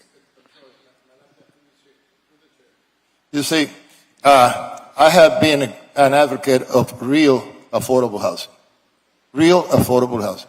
And I don't see, in my opinion, $2,300 a month is affordable. I don't think it's affordable. You see, it's because you have a family. You see, the problem that we have with the county is that it's hard. The table that they have as the number of people increase, no matter that they are children, number of people increase in the apartment, the rent increases. You see, and that goes beyond what the earnings of the people are, the renters are. You see, and that is not affordable. $2,300 a month for a 3-bedroom apartment, which is very, very small. In my book, it is not affordable. It is not. It is not. I will voting for this. It will be going against my principle, what I have been advocating all the time. If we're going to afford, I mean, that area there, they need affordable housing. If we are going to do affordable housing, let them work on their numbers and come back with some rents that they are affordable. You see, regardless, because everybody hides behind the table, the hot table. And I remember when the housing director came here, I told him that. I said, what we are doing with what is called affordable, it is not affordable for Miami. It's not affordable. If we're going to use the AMI of the county, which is $80,000, go in the neighborhood and get the AMI of the whole city of Miami. It is not 80%. You see? I mean, we are not doing a favor, or we are not providing with a real affordable housing to our residents, and that is my problem. That is my problem. And I'm sorry, it's a part of, but I'm consistent. I am very consistent, and I'm going to keep on working until we get some sort of real affordability for the people that in the city of Miami, the residents of the city of Miami, they can hardly afford an apartment. This doesn't mean that they cannot rent at $23,000. I mean, $2,300. Yes, maybe they could rent it, but they will be using probably 40-50% of the income in rent. They will be rent stressed. That goes even against the economy, because that is less money that they can use to purchase all the things. Chair. You see? I cannot go with this. How many square feet is the average? 1,320 square feet. And is the 3 bedrooms are what size, more or less? I believe they're 10 by 9. So those are small bedrooms, you must have a They larger. more than meet code. You must, well, I know that, I'm not questioning that. But they are small bedrooms, which means that if you're almost 1,400 square feet, you must have a larger a living room, dining room with kitchen. How many bedrooms? 3. Bathrooms? 2. 2. I mean, look, our approach to affordable housing is that I think we stand around a lot and we talk about affordable housing like it's some great shining beacon that's over there across the sea, and that one day we're going to get it, and one day we're going to get there. And what we fail to do is reach over the bow of our boat and help some of the bodies that are floating right beside us. We can talk about how great it's going to be and how many units we're going to build, and then we can't even deliver 8 small units that I can get built inside a year and get 8 families in the West Grove. Ma'am? I am trying to help. Ma'am, let me say this to you. I'm trying to put the best face in this that I can. This is totally different than what we originally had approved. I think that's been made clear. At the same time, I've seen you pretty combative. You're upset that we just don't approve it, and No, I'm not upset. And I'm sorry. Maybe that's what you were told would happen, or you think would have happened, or you think should happen. But this is part of the problem with all the trillions of billions of dollars that our federal government gave. That it's going to be my kids and grandkids that are going to be paying for it, and we're throwing it away like there's no tomorrow. Okay. And then the Chinese are going to have us for lunch. But outside of that, I am going to say this, that 1,400 square feet, 2,300, while it's not affordable, and we're in agreement, Commissioner Reyes, it's workforce housing. It's the kind of more affordable for this part of the city, not for the people that live in the West Grove, but it's more affordable of an amount of people that want to live in this area of Miami are going to be able to afford. They're not going to get too many other deals that are in that range out in the market. However, my opinion, the bedrooms were built too small. Your living room, dining room was bigger than it should have been. I could have designed for you a 2-bedroom, 800 square feet, that you could have even put a 3rd bedroom small that had bigger bedrooms than those, that had a reasonable living room, dining room, and kitchen. But that's neither here nor there. That's 2/3 of what you built. But you got 3 bedrooms. That means they're going to have bigger living spaces and dining areas by having smaller rooms. This is what I would suggest that I would do if you want my vote today. I would want just that 2,300. It's not affordable. But I know where things go in the Grove. I'm not blind. And I'm not the kind of guy that hold grudges like some do. And if a colleague has this in his district, we would support it. Here the difference is what we discussed here. We approved something that we thought we were getting kids up the street, and it's all been changed. And frankly, I don't know who said with whom, who cut what deal, what happened here. What I like for the city to give me, what other options do we have for the remaining $900,000 to be spent before the end of the year versus this, and just keeping the land if we foreclose it. And then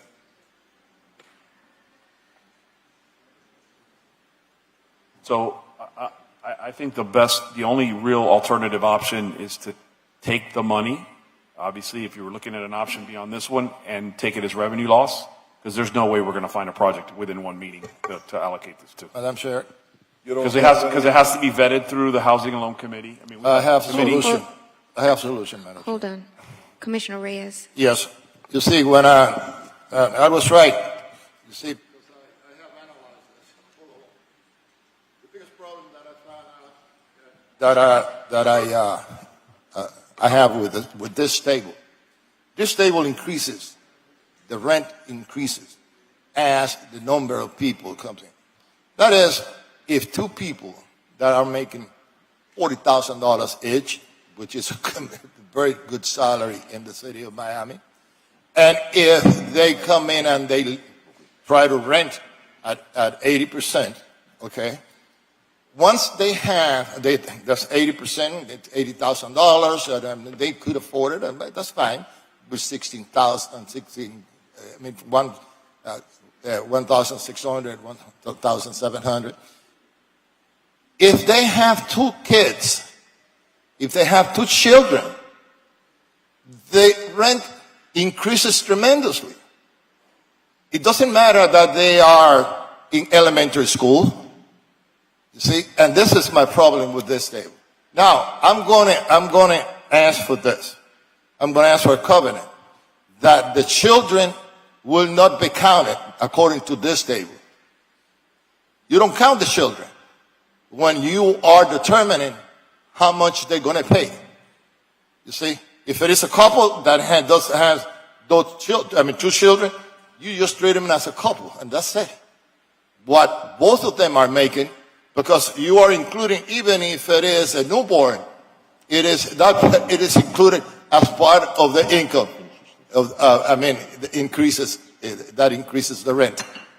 You see, if I can get that, you see, it will have my vote.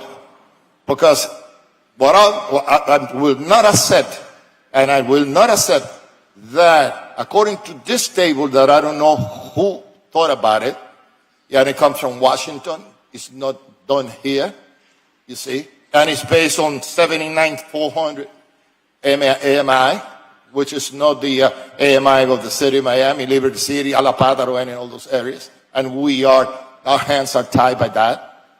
Okay. If it is possible to restrict this table, that children are not counted unless they are income earner, you see, then I will be voting in favor. Commissioner Cabello. Okay, Question number one. So you said you're at a you're 1770, 1970. You're at an average of 80%. You said that one of them it rents for $1,600 for a 3-bedroom, right? All right. How much? He has the performa in front. I'm so sorry. I don't have it with me. Sorry. How much now? How much would you? Yes. Yeah. So she has the 60% of area median income at $1,770 Right. Got a it. month. Combination. The 65 at $1,970. But Victor, give them the number of units at each of those income Yeah, levels.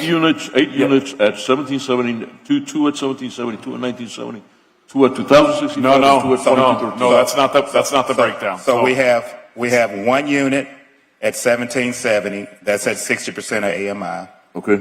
We have 1 unit at 65% of AMI. That's at 1917 and 50 cents. Okay. We have 1 unit at 70% of AMI. That's at 2065. We have 2 units at 75% of AMI, which is at 2213 per month, and 3 units at 80% of AMI, which is 2361 per month.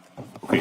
They're all 3 bedrooms. If you would take the average of all these 8, that dollar amount would be $1,600 a month. Is that correct? You take all the 8, the average. Just give me the average. The average is probably closer to 2,000. If you 2,000. do the, I mean, I'm not looking at it, but Okay. just in the math, it's probably closer to $2,000, $2,100. And what's the going rate for a regular 3-bedroom? What's the going rate? Do you know? There for the same thing, market rate. I wouldn't off the top of my head. I mean, we could probably look into it. I'm trying to determine here, what we're offering compared What the to real- market what the rate. real affordability Exactly, is. what the value is. And, I've seen worse deals, really. After this thing that we sold for 2.1, that's a bad deal. Like Manolo said, we sure know how to pick them. So that's why I'm asking the question. So do you have that answer or no? The On average, market rate? The average is 2157 per month. So 2157 versus what at market rate? What would market rate? If I got a family, I want to move into that neighborhood. I'm going to pay market rate. What would it be, roughly? About $3 a square foot. I'm sorry. About $3 a square foot. $3 a square foot. So that's multiplied by what? 1,300. It's $4,000 a month. That's what I was about to say. 4,000. Okay, so the value is that there's almost $2,000 discounted from these units. That's the value, right? And we already got 2.1 invested, 1.1 for the 2 lots. Is that correct? Mm-hmm. And $900K we have sitting in liquid somewhere. Is that correct? Yes. Okay, and now we're going to pledge. How much is it? $2 million, I think. Is it $2 million? Yeah, $2 million. $2 million. So we got 4.1 is earned. This is the same 2 mil. There's not. Right, it's being we're not adding any more money. Oh, This we're not money- adding any more money. No, the money was already It's being allocated. reallocated. All we're doing is swapping out Right. one company for another, and the Right. scope of the project is changing. And that's what I'm talking about, the scope of the project. And Victor, when you went, you were, dictating the amount that was paid at every single AMI, 65% or whatever. You kept on increasing the rent because you were increasing the number of people in the apartments, right? Because that's what the table says. The table that I have, the rent was increasing because of the income had increased. The income, because you are estimating that it's going to be about 4 people that are going to have income in the apartment. But it doesn't say here. The age of the people that are in the apartment. What it says is the number of people, as the number of people in the apartment increases, the rent increases. No. I have it here. No, Commissioner It's right Reyes, here. the AMI increases, That's the apartments are all 3-bedroom apartments. They're all the but same. some are 60% AMI, 2 are 60, 2 are 80. Madam Chair, but the ones at 80%, according to him, is paying $1,600 a month. No. How much are they paying? 17? The ones at 80% AMI are at $2,361. That's the rent That's the one. per month. Yeah. And then the one at 60%. The one at 60 is $1,770 a month maximum. Okay. Then I wasn't following you, or your order was out of whack.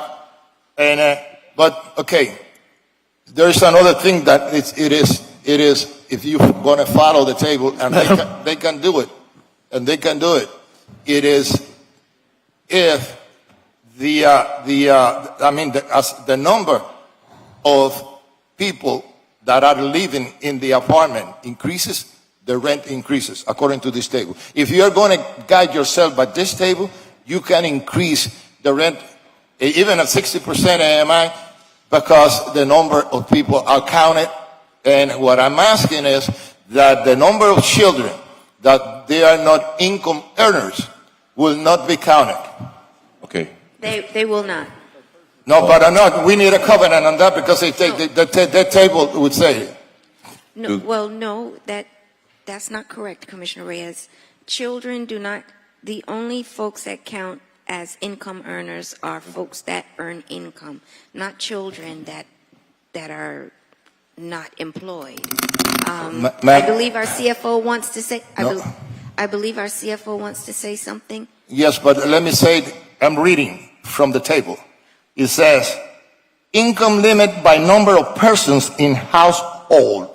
It doesn't specify if they are income earners. And I want to specify that they are income earners, because the table doesn't say income earners. And this is the official table of HUD that most people use.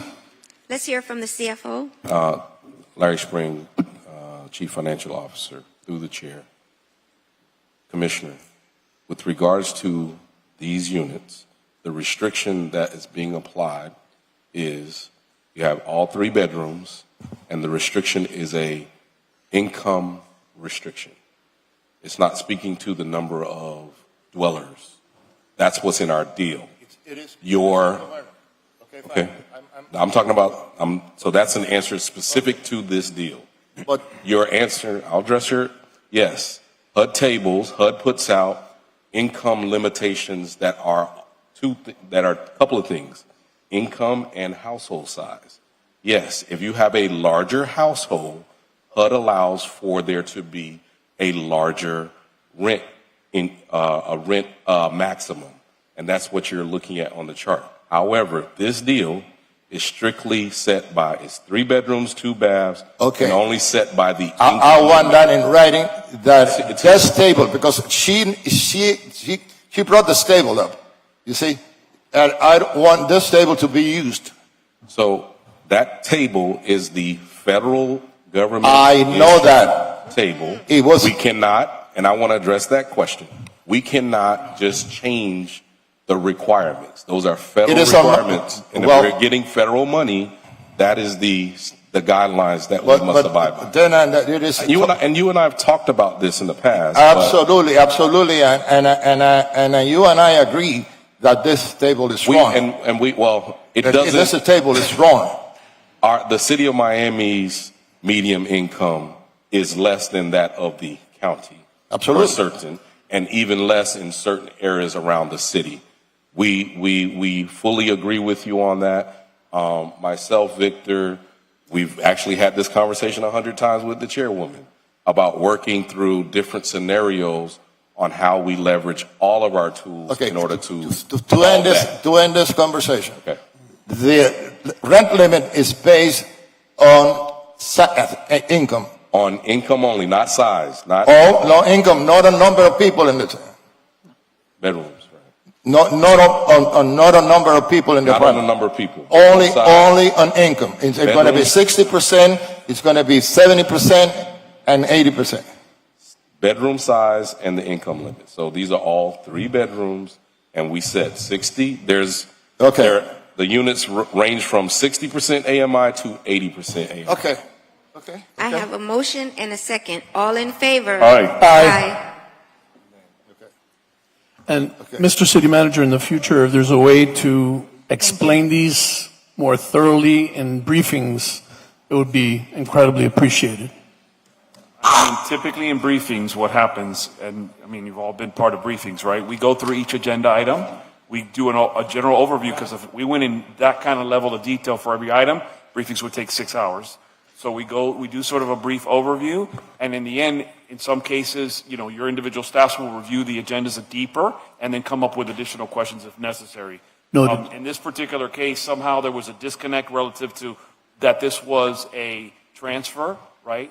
In terms of the applicant or whatever, in terms of the allocation, who the allocation was being made to. But this obviously went to the Housing and Loan Commission as well. They vetted it as well. So, this had a pretty lengthy process in terms of the vetting process. Thank you. I agree with Commissioner Pardo because, again, for the record, in my briefing, I was not told that this was a transfer from Casa Valentina to this entity. I wasn't either. I thought that it was something else.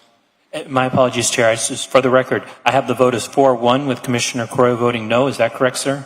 Correct. Understood. Now we will take up RE 20 that was asked for discussion. RE 20 And 21. and 21. Yeah. If I may, I'd like to start. Legion Park, I'm sorry, not Legion Park, but Charles Hadley Park also has an Olympic-sized swimming pool, and the issue has come up that the diving board has been taken away. You cannot have, we can't train Olympic swimmers, because we might have some Olympic swimmers in the city of Miami. Maybe some want to do the diving competition without the diving board. Many people who came to speak today on behalf of this item spoke of the depth of the pool as well as the diving boards. I would like to see the diving boards replaced at Charles Hadley Park. So I'll speak as someone who 30 years ago worked in a pool that had a diving well, by the way, which was eventually removed because of the liability involved. I can't speak to the national trend, but from a liability perspective, diving boards have been across the board eliminated at most public facilities because of the liability involved.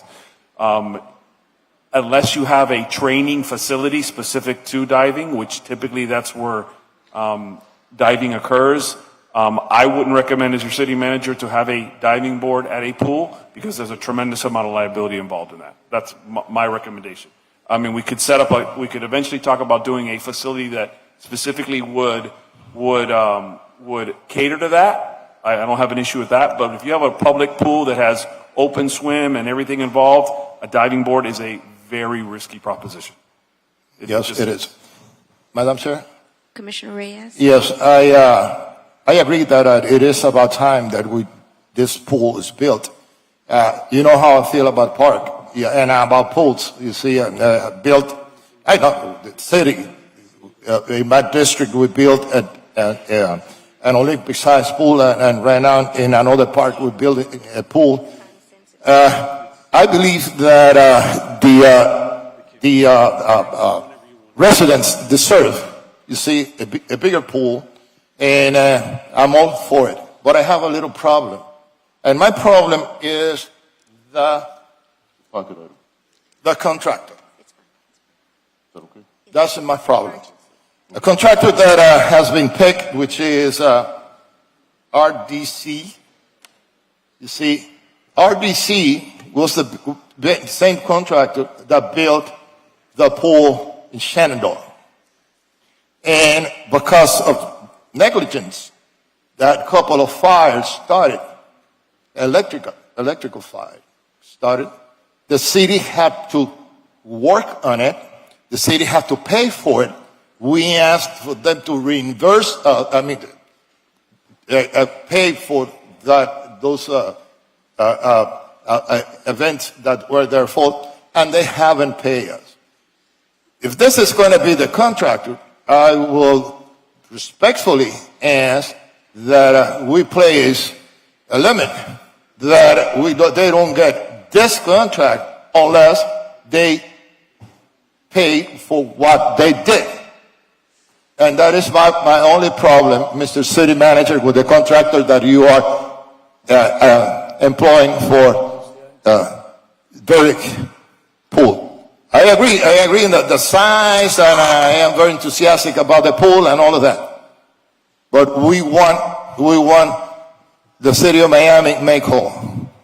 Okay, we'll address that. Understand that this contractor has been in place since 2022 on this project, which precedes, the award of this contract precedes any of the issues we had at Shenandoah, because this project actually has been in construction for almost 2.5 years. Okay. Partially because it was paused to readdress this issue of the scope.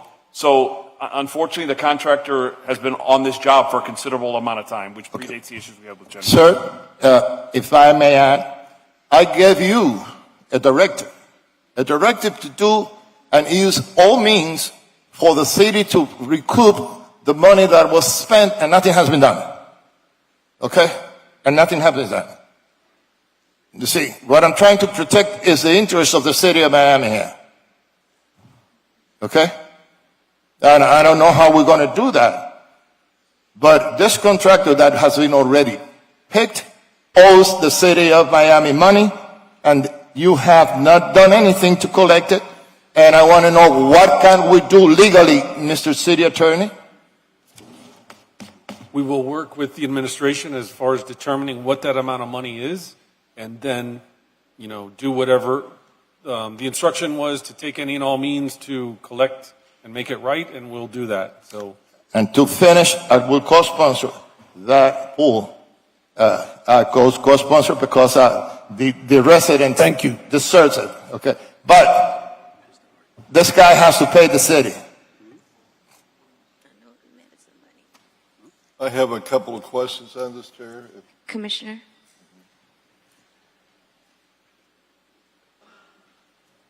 Go ahead. Well, let me see when the manager is done over there.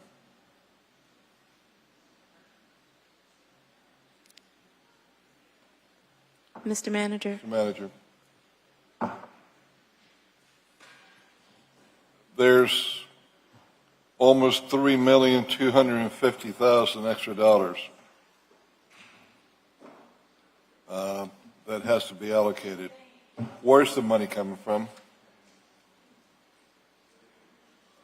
There's between both RE20 and RE21, there's almost $3,250,000 extra dollars.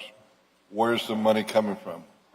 The extra money is being allocated from the district's impact fee dollars, which was part of the adopted budget for the capital plan, which was on September, I believe, 7th. Okay, when you say impact fees, Impact fees, from where?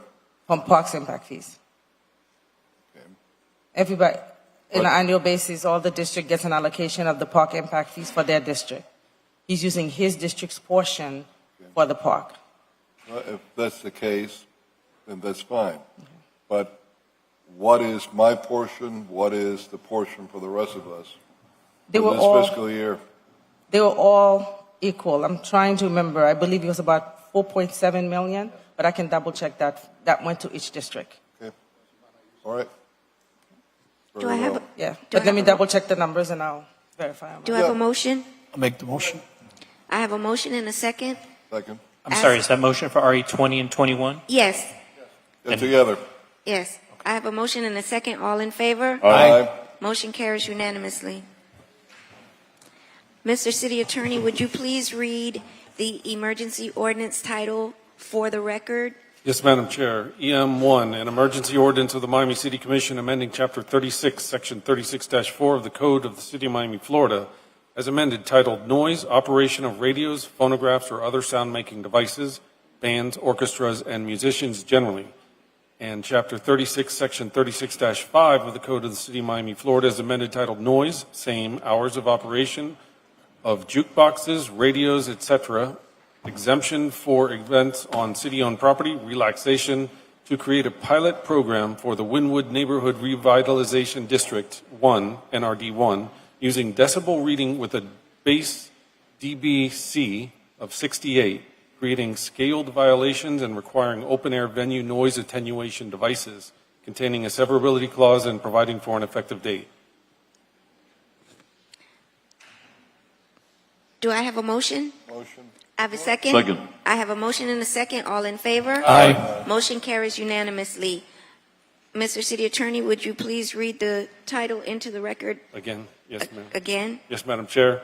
EM1, an emergency ordinance of the Miami City Commission amending Chapter 36, Section 36-4 of the Code of the City of Miami, Florida, as amended, titled Noise Operation of Radios, Phonographs, or Other Sound-Making Devices, Bands, Orchestras, and Musicians generally, and Chapter 36, Section 36-5 of the Code of the City of Miami, Florida, as amended, titled Noise, Same, Hours of Operation of Jukeboxes, Radios, etc., exemption for events on city-owned property, relaxation to create a pilot program for the Wynwood Neighborhood Revitalization District 1, NRD1, using decibel readings with a base DBC of 68, creating scaled violations and required open-air venue noise attenuation devices, containing a severability clause and providing for an effective date. May I have a motion? So moved. I have a motion and a second. All in favor? Aye. Motion carries unanimously. Mr. City Attorney, would you please read the second reading ordinances titles for the record? Yes, Madam Chair. SR1, an ordinance of the Miami City Commission amending Chapter 35, Article 7, Section 35-254 of the Code of the City of Miami, Florida, as amended City Code titled Motor Vehicles and Traffic / Transportation Trust Fund / Trust Fund Payments, more particularly by amending Section 35-254C of the City Code to establish a purchase price of parking spaces payable into the Transportation Trust Fund, containing a severability clause and providing for an immediate effective date.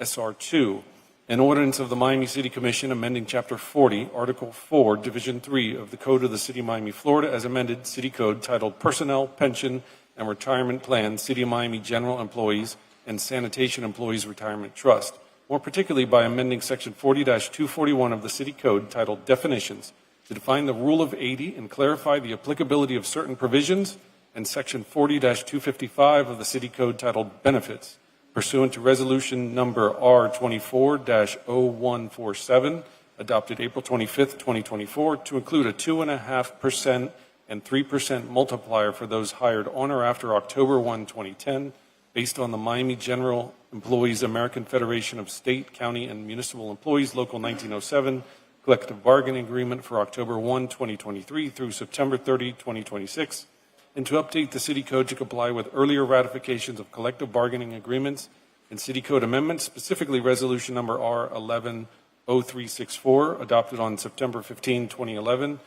Resolution Number R24-0013, adopted January 22, 2024, Ordinance Number 13203, adopted September 27, 2010, Resolution Number R220340, adopted September 13, 2022, and Resolution Number R220423, adopted October 27, 2022, containing a severability clause providing for an immediate effective date. Gentlemen, are there any of the second reading ordinances that you would like to pull for discussion?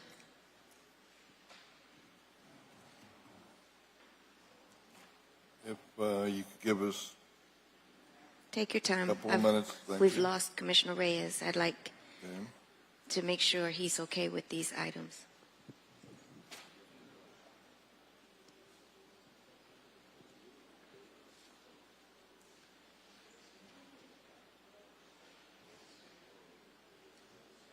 Okay.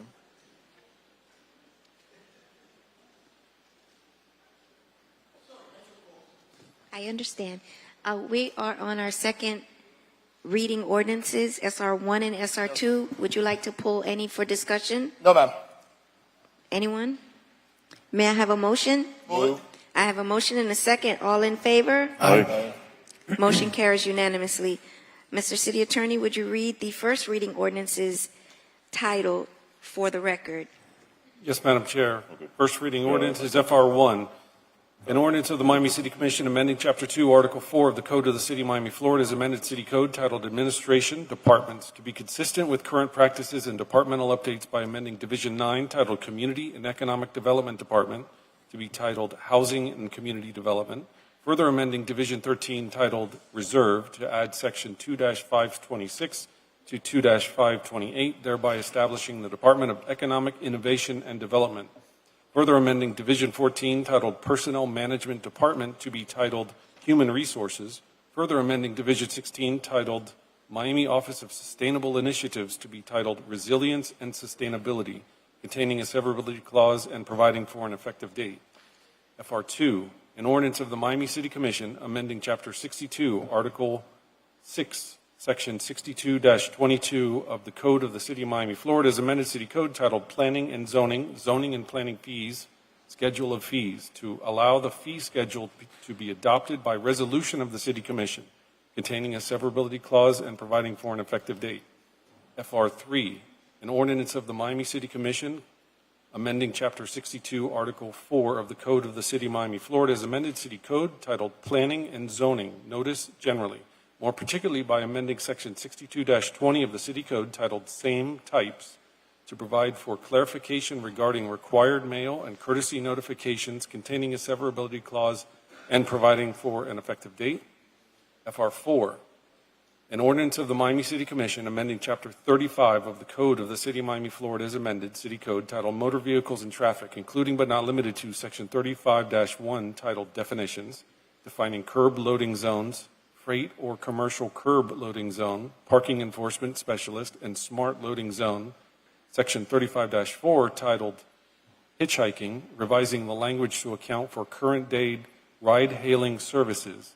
Section 3510 titled Parking for Certain Purposes Prohibited, adding language concerning loading zones and enforcement specialists, adding Section 3511 titled Immobilization Booting of Motor Vehicles, removing Section 35-163 titled Failure to Appear and Pay Fine Within Prescribed Time, as this language is currently obsolete, removing Section 35-164 titled Penalty for Violations of Division, as this language is currently obsolete, adding Section 35-165 titled Invoice and Citations by Mail, Section 35-191 titled On-Street Parking Meters and Monthly On-Street Permit Program, revising language concerning loading zones, Section 35-192 titled Municipal Parking Garages, adding language concerning the Public Health Trust Parking Facility, Section 35-193 titled Municipal Off-Street Parking Lots, adding the Marine Stadium site and providing for the addition of new parking lots via resolution of the Board of the Department of the Off-Street Parking, also known as the Miami Parking Authority, MPA, and Article 8 titled Private Parking Lots, updating the language in accordance with current statutory requirements containing a severability clause and providing for an effective date. And finally, FR5, which will be withdrawn. FR5 has been deferred? It should be withdrawn considering that EM1 was adopted. Okay, so we don't need to take that up. But Chair, just for the record, it's still in place, so a motion to withdraw the item from the agenda would be required. Motion. I have a motion and a second. All in favor? Aye. Motion carries unanimously. Are there any of the FR items that you would like to pull for discussion? 1, 2, 3, or 4? Seeing none, may I have a motion? A second? Second. All in favor? Aye. Motion carries unanimously. Mr. City Clerk, are there any board appointments?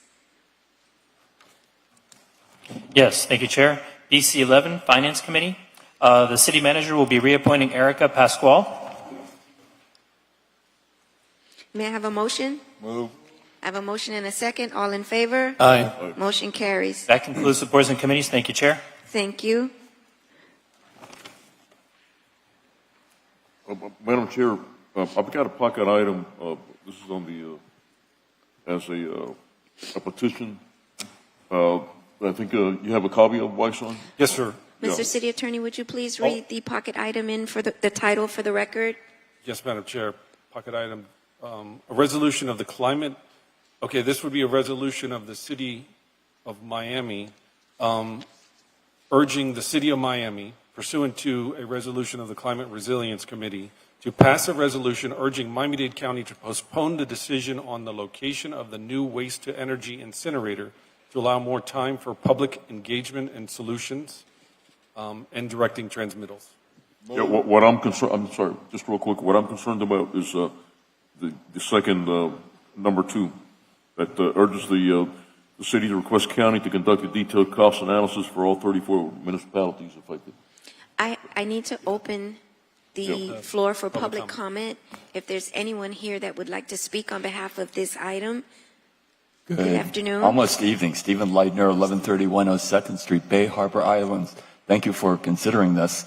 I am the conservation chair for the Miami Sierra Club, and we're thoroughly engaged in the county's and city's handling of municipal solid waste and its impact on our planet. And our understanding is the county is barreling forward. They are in the process of selecting a zero waste consultant, which should dramatically change their approach to how they handle municipal solid waste, and how they do will affect the city's engagement and the city's costs and the residents' costs for where the waste, how the waste is handled, and where it is trucked to. Thank you. Thank you. Come on. Good afternoon. Good afternoon, Silvio. I'm presenting today as economics lead for the Climate Resilience Committee. I wanted to present this resolution because, as was mentioned, the county is moving forward with the waste energy incinerator. There's a big waste issue that we have in the city and in the county. Currently, the different options that are under consideration for the county would have different implications to us, especially moving and relocating where the incinerator would be. There is no direct understanding to how much it would increase the cost to the city in terms of time, fuel, and ultimately dollar amount. So we're asking the committee, has been asking yourselves to please consider this resolution so that we can ask the county to incorporate this in this master plan so that we have a better understanding of the implication on the cost to the city of Miami. So if there's any questions or anything too, I'd be happy to answer them. Thank you so much. Thank you. Second. Wait, I have to close the public comment.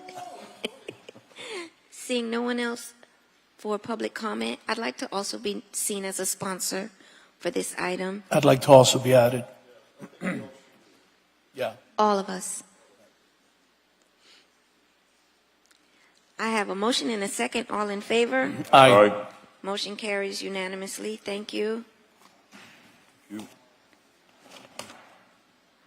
I'd like to take the PZ items up before we go to the discussion items, if that's okay with you guys. Sure. Okay.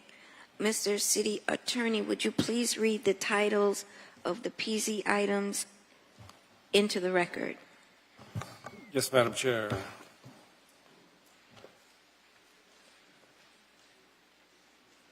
PZ items still up for consideration, starting with PZ4, an ordinance of the Miami City Commission, amending ordinance number 13114, the zoning ordinance of the City of Miami, Florida, as amended Miami 21 Code, specifically by amending Article 4, Table 3 of the Miami 21 Code, titled Standards and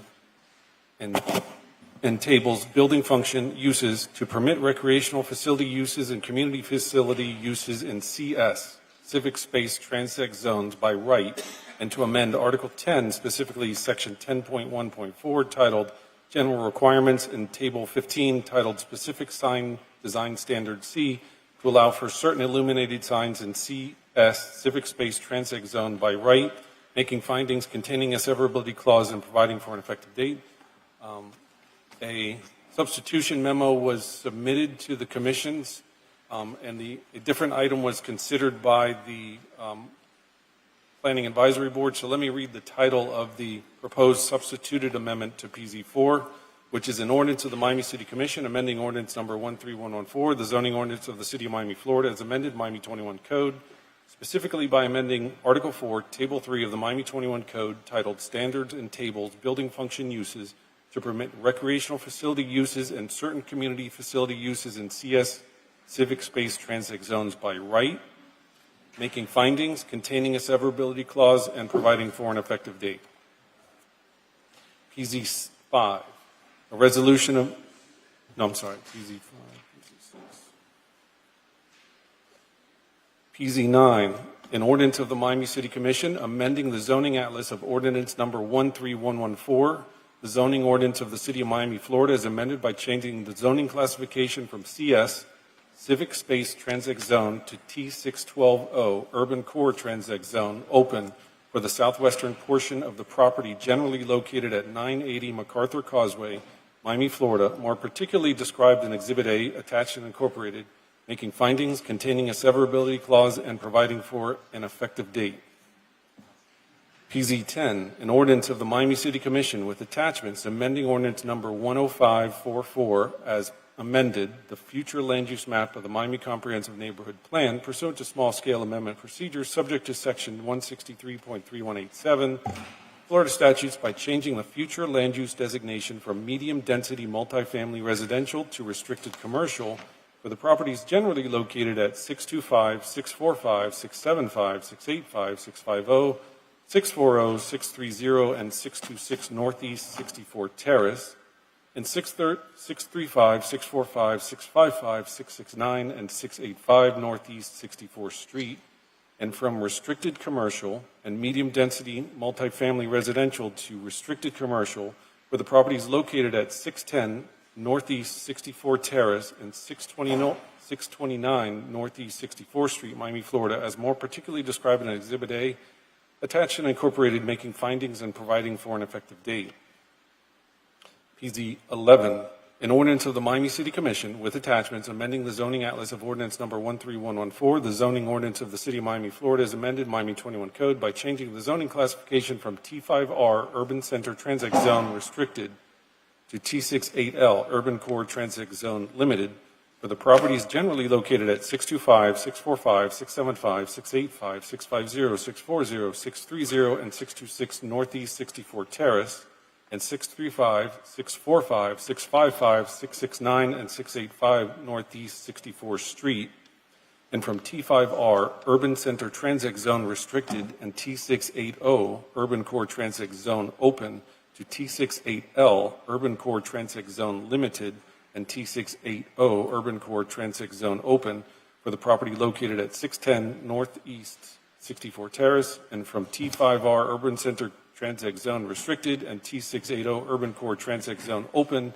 to T680L Urban Core Transit Zone Limited for the property generally located at 629 Northeast 64th Street, Miami, Florida, more particularly described in Exhibit A, attached and incorporated, further recommending to the City Commission acceptance of the voluntarily proffered covenant attached and incorporated as Exhibit B, making findings containing a severability clause and providing for an effective date. And just as a note to the City Clerk, the covenant has been updated on PZ 11, so there'll be a substitution. PZ 12, an ordinance of the Miami City Commission amending ordinance number 13114, the zoning ordinance of the City of Miami, Florida, as amended Miami 21 Code, more specifically by amending Article 1, Section 1.2, titled Definitions, Definition of Terms, and Article 7, titled Procedures and Nonconformities, to provide for a by right administrative site plan review, ASPR, process, and a simplified building permit review process for approved ASPR, exception, variance, warrant, and waiver applications, providing for tolling of zoning approvals during pendency of certain litigation, replacing the 2-year time limitation and optimal 1-year extension for obtaining building permits or certificate of use for an exception, variance, warrant, waiver, or ASPR with a 3-year time limitation with no administrative extensions, revising phased project requirements as to approval by planning director and to reduce property size limitations, clarifying previously adopted floor plate length and area waiver prohibitions, providing for applicability to prior applications and approvals, making findings and technical changes containing a severability clause, and providing for an immediate effective date. PZ 13, an ordinance of the Miami City Commission with attachments, amending the zoning atlas of ordinance number 13114, the zoning ordinance of the City of Miami, Florida, as amended Miami 21 Code by changing the zoning classification from T624A-O Urban Core Transit Zone Open to T624B-O Urban Core Transit Zone Open for the properties generally located at 1317 North Miami Avenue and 1353 North Miami Avenue, Miami, Florida, as more particularly described in Exhibit A, attached and incorporated, making findings containing a severability clause and providing for an effective date. PZ 14, an ordinance of the Miami City Commission with attachments amending ordinance number 10544 as amended the future land use map of the Miami Comprehensive Neighborhood Plan pursuant to small-scale amendment procedures subject to 163.3187 Florida statutes by changing the future land use designation from light industrial to restricted commercial of the acreage described herein of real property at 1990 Northwest 27th Avenue, Miami, Florida, as more particularly described in Exhibit A, attached and incorporated, making findings containing a severability clause and providing for an effective date.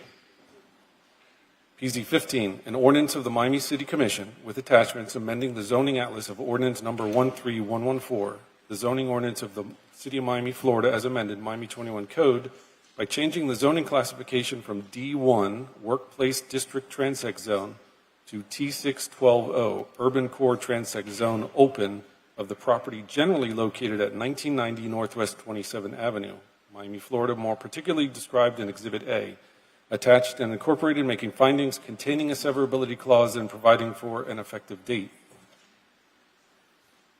PZ 18, an ordinance of the Miami City Commission amending ordinance number 13114, the zoning ordinance of the City of Miami, Florida, as amended, Miami 21 Code, specifically by amending Article 7, titled Procedures and Nonconformities, to harmonize the public notice requirements for planning and zoning matters to the language found in Chapter 62 of the Code of the City of Miami, Florida, as amended, Article 4, titled Planning and Zoning, Notice Generally, making findings containing severability clause and providing for an effective date. And finally, PZ 19, an ordinance of the Miami City Commission with attachments amending ordinance number 13114, the zoning ordinance of the City of Miami, Florida, as amended, Miami 21 Code, by amending Article 3, titled General to Zones, Section 3.4, titled Density and Intensity Calculations, to clarify density standards in certain transit corridors, and by amending Article 3, titled General to Zones, Section 3.14, titled Public Benefits Program, and Article 5, titled Specific to Zones, Illustration 5.5, titled General Urban Transit Zones, to allow bonus building height within specified transit corridors and transit zones in exchange for affordable workforce housing, containing a severability clause and providing for an effective date.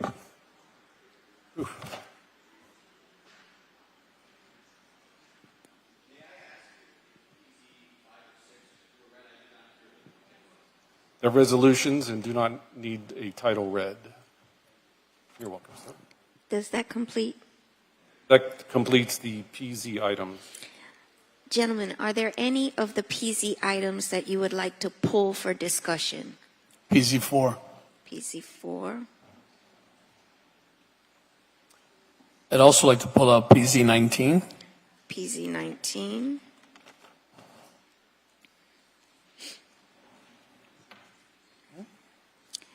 Anything else? 5 and 6 as well, Right. now that I if we're got doing that. 4, yeah. 4, 5, and 6. Any other items to be pulled for discussion? Uh-huh. Okay.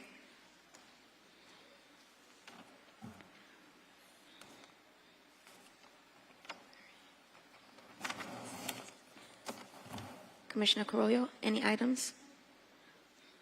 Other than the ones that were pulled, 4, 5, and 6? Okay. So at this time, if I may have a motion to pass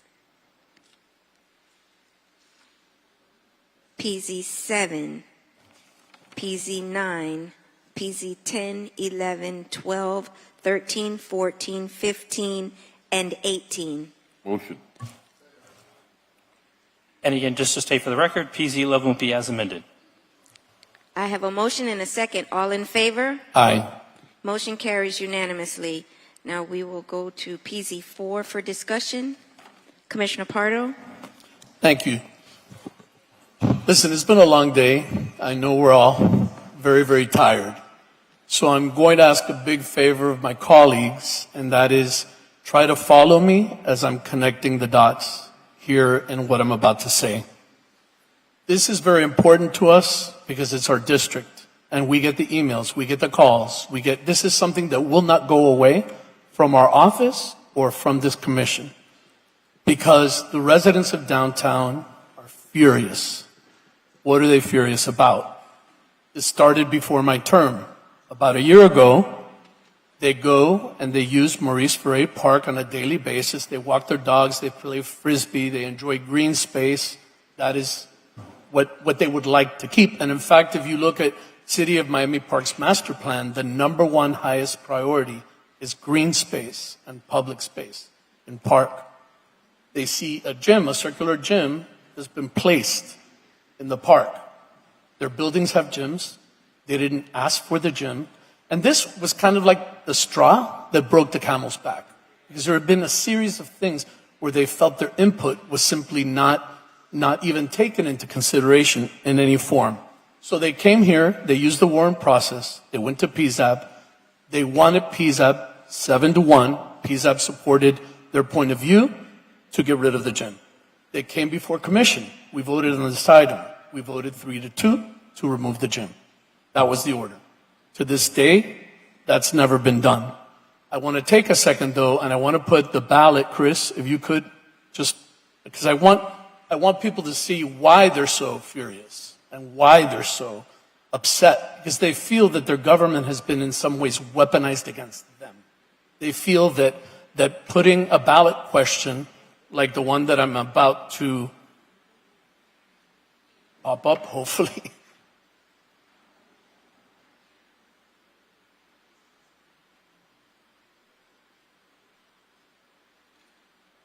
While he's putting it up, I'm going to read it, and then when it comes up, hopefully. Okay. It's small.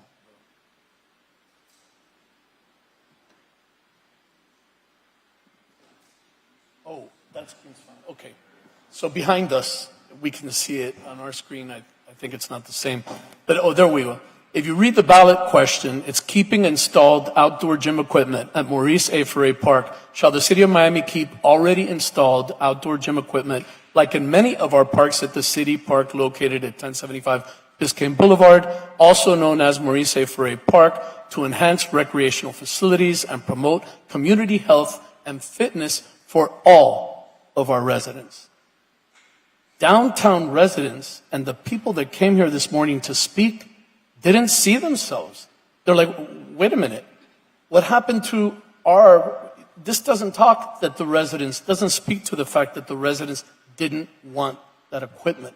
They had never wanted it, and they had protested it and fought really hard. Because if you think about it, these folks have been coming to us time and time again for over a year.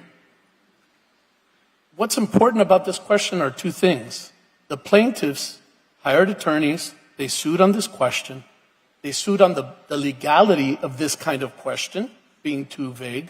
But they also sued because the state has a law that says a referendum cannot supersede a warrant. And now we're here asking to eliminate warrants, which would tip the scale on their lawsuit. The residents are asking us, don't tip the scale against us. Let the courts decide this issue.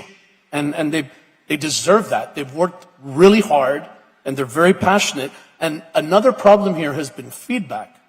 You see, what happens is, this park, Maurice Ferre Park, doesn't fall into a city. I didn't even really understand this. It doesn't fall into the City of Miami master plan. So, for example, the video we saw this morning of Margaret Pace Park and the wonderful community engagement, there is no process that requires Maurice Ferre Park to go through any of that. It's not part of this plan. In fact, the only plan that addresses Maurice Ferre Park is a 2008 plan that does not include outdoor gym equipment. In fact, in these priorities in the master plan, there is no outdoor gym equipment.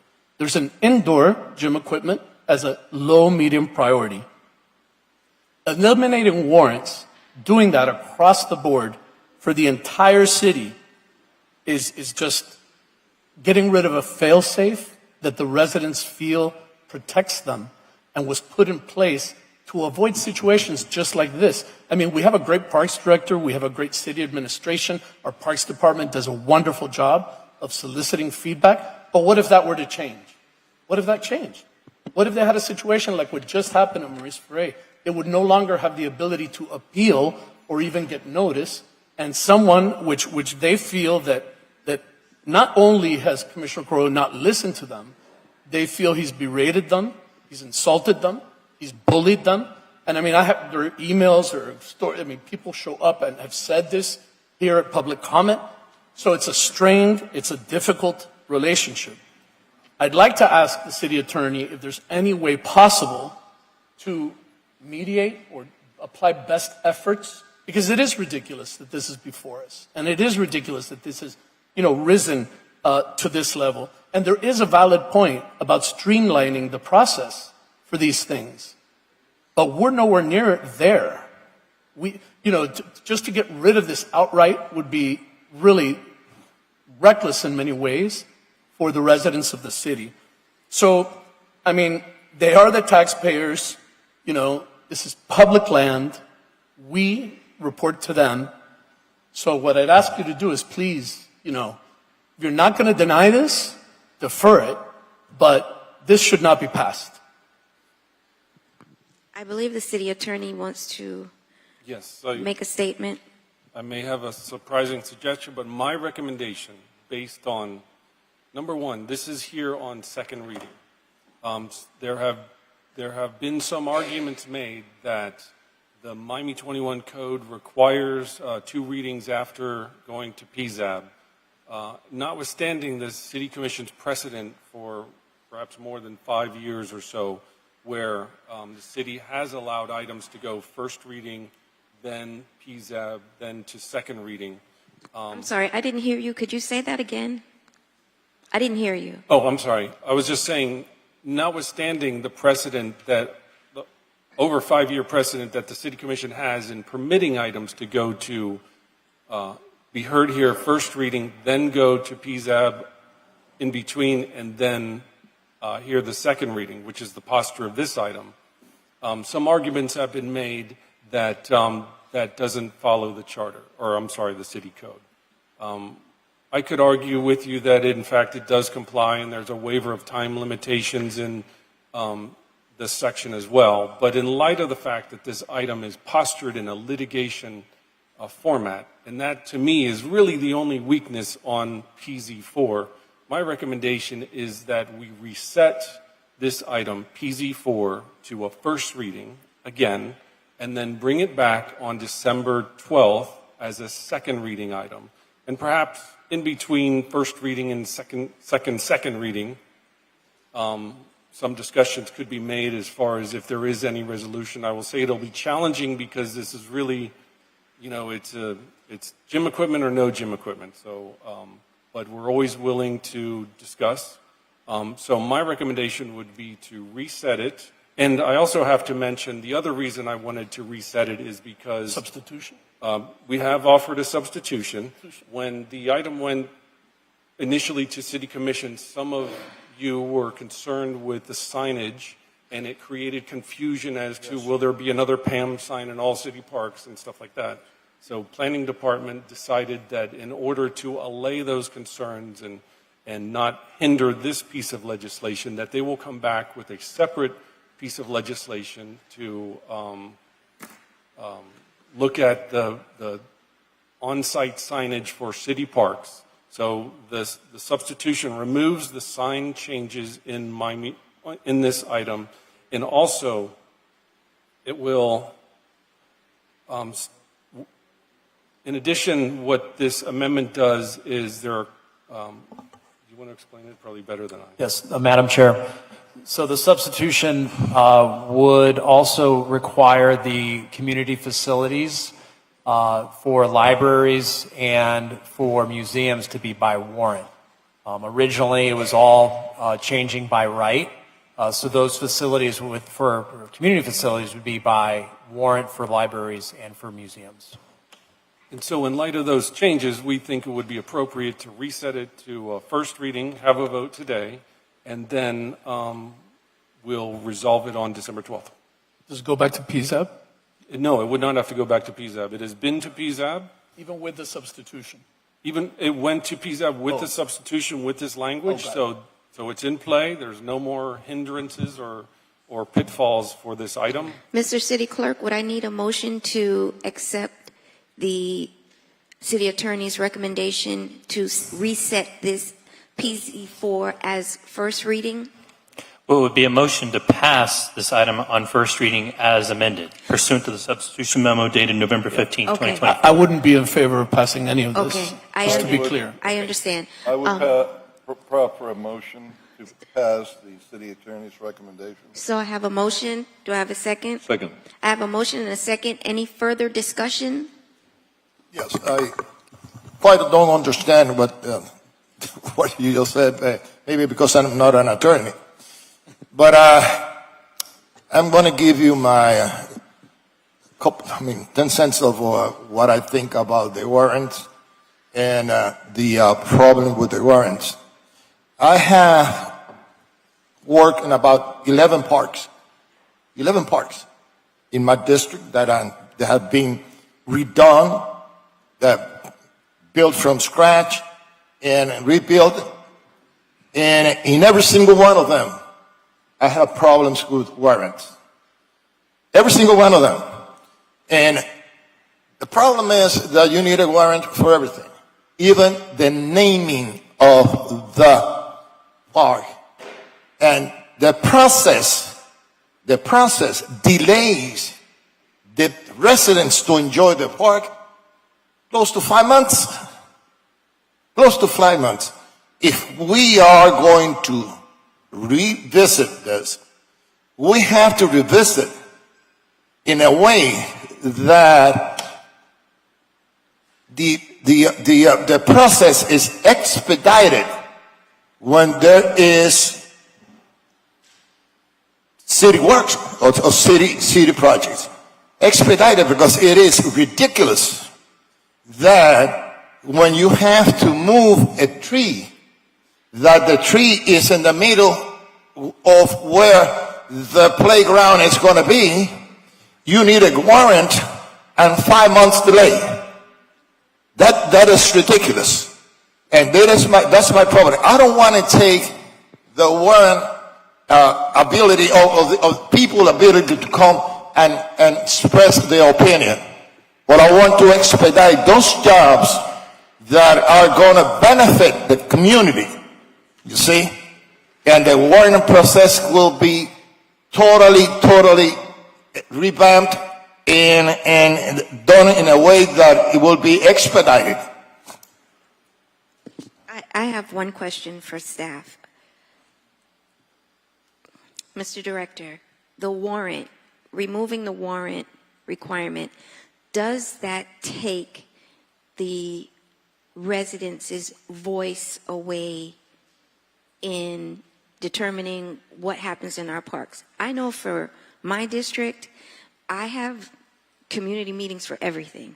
We've had community meetings for what would happen in Legion Park. I've had several community meetings with respect to our planning for Legion Park and other parks in my district.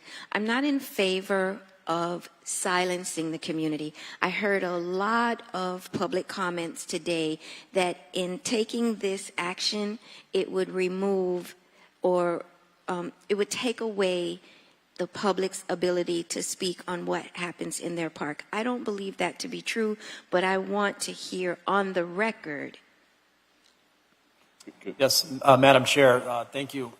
I think from a planning perspective, their voice begins at the beginning of the process, in the early stages of planning and programming and working with staff on that design of the park. The warrants come in at the end of the process, and the warrants only require the abutting property owners to be notified. We know very well that our parks serve a much greater population than just the abutting property owners. But those would be the only ones that would have the right to appeal the process. And the appeal process is not necessarily the voice of the community, in our opinion. Can I further add to that? Hold on. I have another question because it was said that exercise equipment is not in the park's master plan. And this issue, I have gone back and forth about it. I have checked with staff,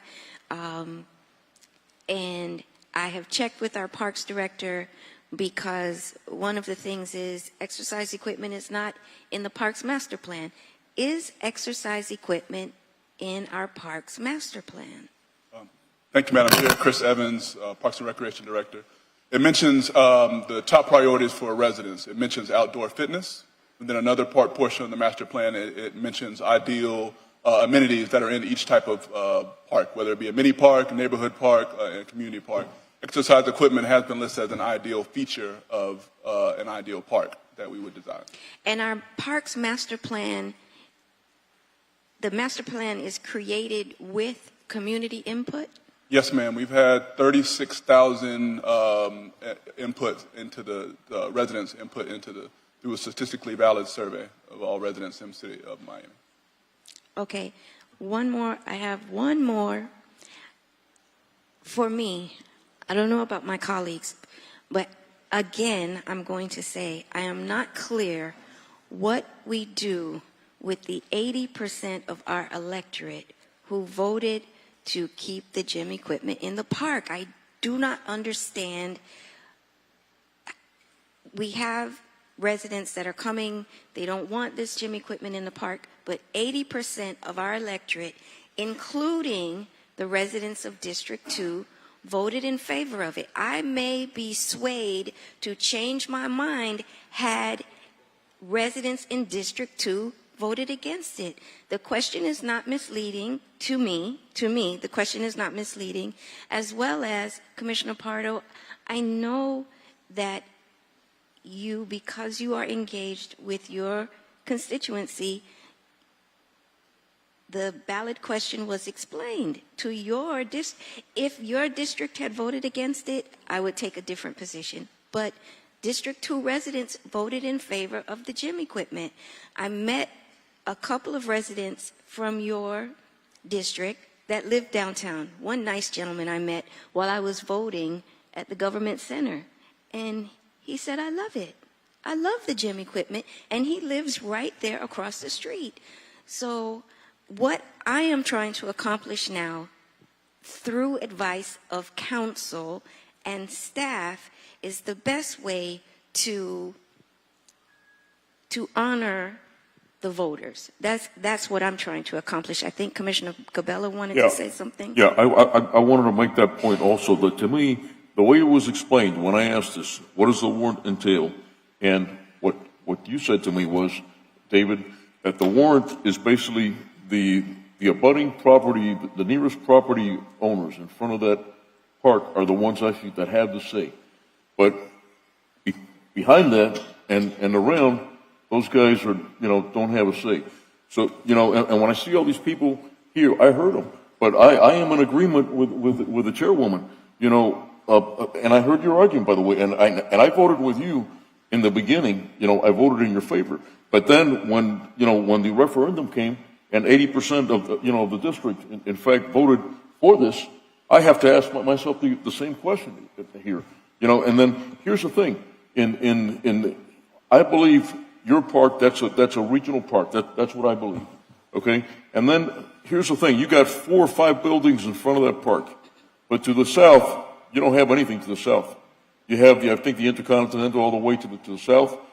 What do you have to the north? You have the Frost and the Pam. And then to the east, you got nothing. You got the park. So the only people, in my view, okay, that come here and tell us, oh, we're everybody here. No, they're not everybody here. And I respect what they have to say. I respect what they have to say. I'm respecting what you have to say. It's your area. But here's the thing. To me, that doesn't equate the 100%, the 80%, the rest of the 80% of the voters that, look, for good or bad, the referendum was put to the voters. The voters approved it 80%. And I think this overrides, 80% of the whole district, in fact, overrides the abutting property owners that have that the makeup is 4 or 5 buildings.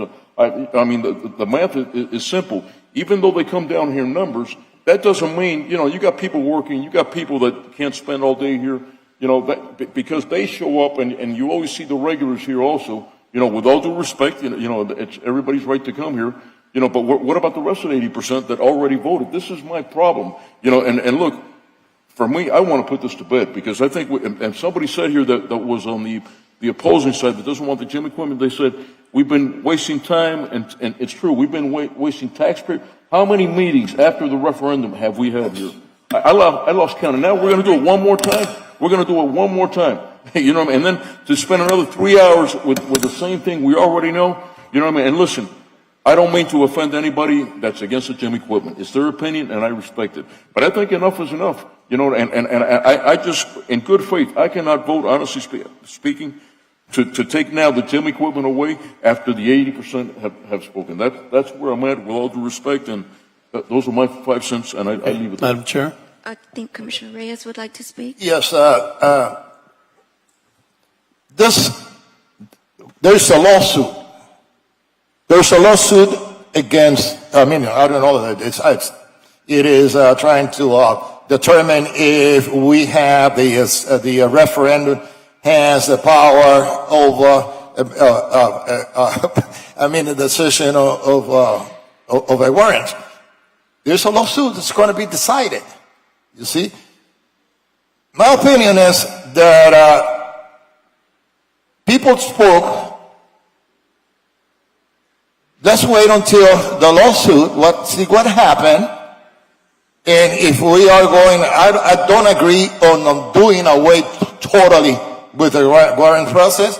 Let's wait until the lawsuit it is solved at the in the courts, and put this item to rest until the judge is going to decide, because the judge is going to have the last word. You see, you understand what I'm saying? The judge is going to have the last word. If the judge sides with the people that voted, which I believe this is going to happen, or if they side with the warrant process that it is needed. As I stated before, I believe that the warrants should be maintained in a certain way, but it has to be tweaked. It has to be expedited. And it cannot be used as a weapon, you see, against any development that we're going to do, particularly at the city project. So my suggestion is, let's defer this thing until the judge decides. Madam Chair? Hold on. I'm just going to say, I don't agree with that, because I see our city attorney waving his hand saying no on that. And that could be 2 years from now. And I don't think that would be fair to the residents. 2 years from now? I heard that's going to be heard in May. Madam Chair, it's on the calendar for... Hold on. What I wanted to clarify was that the current action is an election question. Whether the ballot question was appropriate, whether the ballot question should be overturned. If the judge rules that the ballot question was fine, we still have not resolved whether or not the park can open. Correct. So that would just be additional delay to resolve that additional portion of this. Correct. And so, Yeah, but Why don't we open it up and wait until the judge decides? Madam, Hold on. Commissioner Carollo wants to speak. Thank you, Madam Chair. You've seen that I politely have let everybody else speak. Let me begin from the top. I made quick notes on what Commissioner Pardo said, and now I hear from Commissioner Reyes.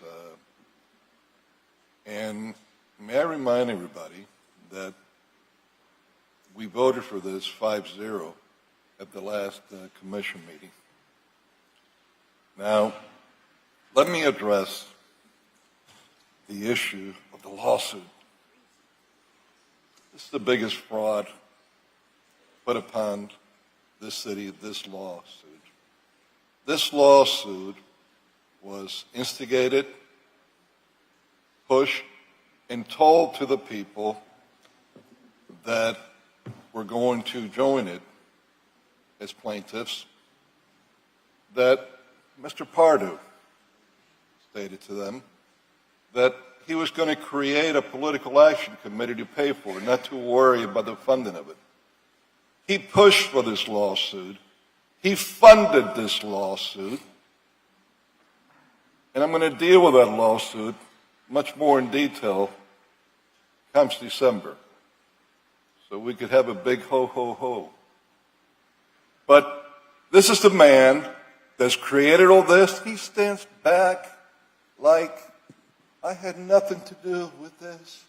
It's the people, the residents. Well, he talks like he's living in a different city. The residents, well, he wants democracy to be for a small minority, not democracy for a large majority. It was 80-20 that voted to keep the gym equipment there. But beyond that, we remember how many times before the election he says that all the residents were opposed, all the residents in downtown were opposed to it. And we saw the results right across the street. It won to keep the gym by huge majorities, including in the famous 900 building. They didn't even have a majority or even close to it in those buildings. They lost them by huge amounts, huge amounts. So this is all a complete story. May is when I think the judge wanted to hear this, and who knows when it'll be heard and how long it'll be. In the meantime, 80% of the people of Miami are being told that it doesn't matter what their opinion is. The Commissioner Pardo started by saying that I do not want to listen to the residents. On the contrary, the one that doesn't want to listen to the residents is him. He talks about weaponizing government. The only person that has weaponized government up here, and certainly in this issue, is Mr. Pardo. And he's done it in so many ways that we have never seen in this dais in the history of this city. And we will deal with that also in December. Ho, ho, ho. He says that I belittle the residents. I didn't belittle anyone because I stated the truth that there's a handful of residents there that don't want that park to be used by Hispanics like me, by blacks. They want it all to themselves. They think because they have money, they're entitled to that park for themselves. This is not belittling. This is stating a fact. If we want to talk about belittling,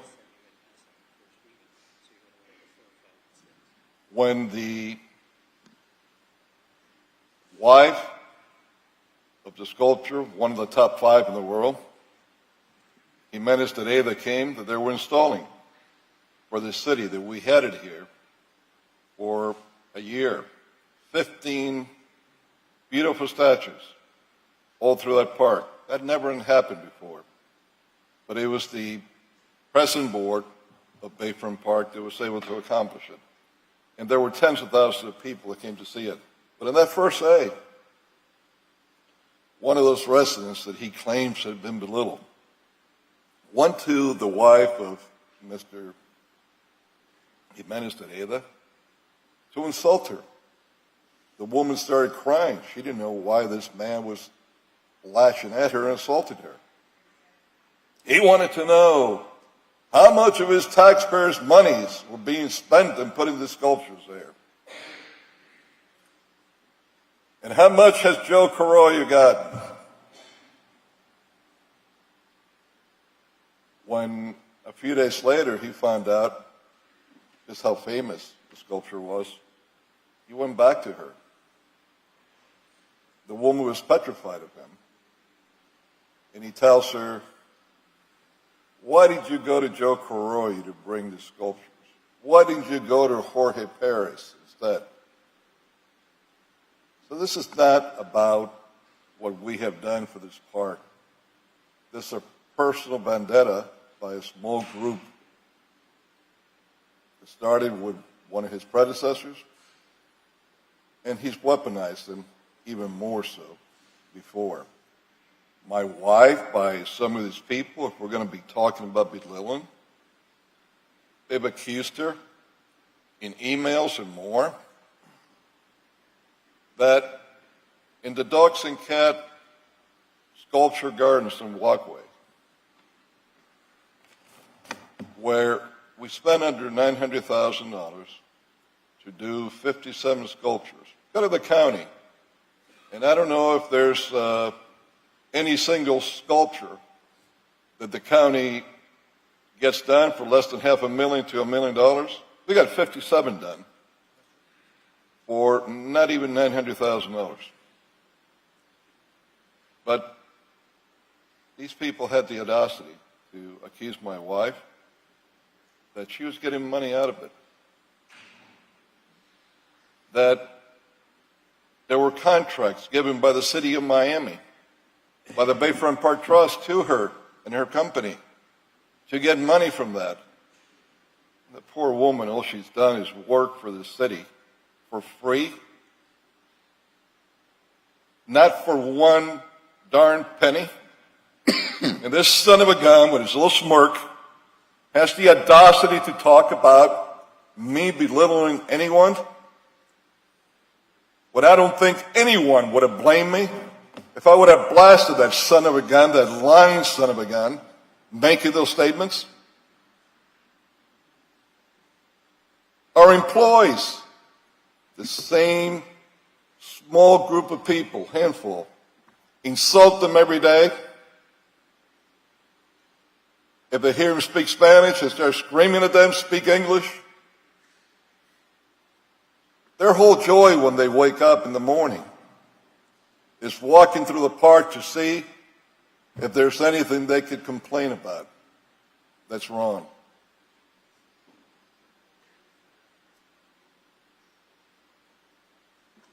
He said that we avoided informing the residents about an outdoor gym in Maurice Ferre Park. When we have shown here, that is an outrageous lie. A year and a half before this outdoor gym equipment was even installed, there was an article in Miami Today that gets put in every single building, and they're online on top of that. The local tabloid doesn't put their paper in every single building. In fact, you hardly find that anywhere. Nobody wants to buy it. But Miami Today had an article that in two different places of the article, it had me talking about what we're looking as a board, because I'm only one of 9 to do in Ferre Park and even Bayfront Park. And he talked twice about the installment of the outdoor gym equipment. The board just didn't decide on its own that we're going to do this. It was people that were coming to us that asked for it, suggested it. Residents of Miami, like the ones that voted 80% for it. I myself, besides the article that I just mentioned, and that cannot be erased or questioned because it's there as proof, and including the chairman of the Downtown Association, which I showed here in one of my old text messages, was the one that texted me the article originally, so I could see it. He read it, others read it. I met with the then presidents of the 4 buildings across the street. And they were informed about what was coming and that we were looking because the requests were made for the outdoor gym equipment. And frankly, one of the things that we would have wanted to do before anything else was a playground. But a playground takes more area. And the way that park was left for us, we can't put a playground until the area is level and you have drainage. Because if it rains too much, those areas get full of water and flooded. And the warm process, getting surveys, it's taken forever. Now, I just didn't meet with the 4 presidents of the buildings across the street. The DNA had a meeting across Bayfront Park in the main building there. I went there and I spoke to probably 100 people or so. And I talked about the outdoor gym equipment there also. This is a year and a half before this was installed. If the Bayfront Park Board would have had anyone in numbers coming to us saying that he wanted this, we would have listened. When we met, our meetings are advertised just like the meetings here at City Hall. No one came to object to it. When we hear the objections, it's when the gym is going up. The first time we heard any objections. Mr. Pardo talked about a plan in 2008. Well, I don't know what plan he's talking about, but if he's trying to insinuate of a master plan, there's never been a master plan that has been approved by any past commissions of the city on Foray Park. Not one.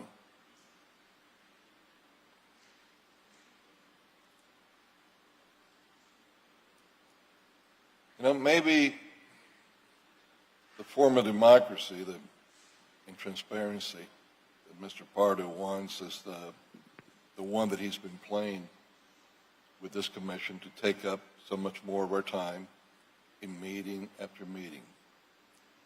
But maybe he's got a point. We could save millions of dollars in not having future elections in the city of Miami. We could just see who brings 20, 30, 40 people here. Show your hands.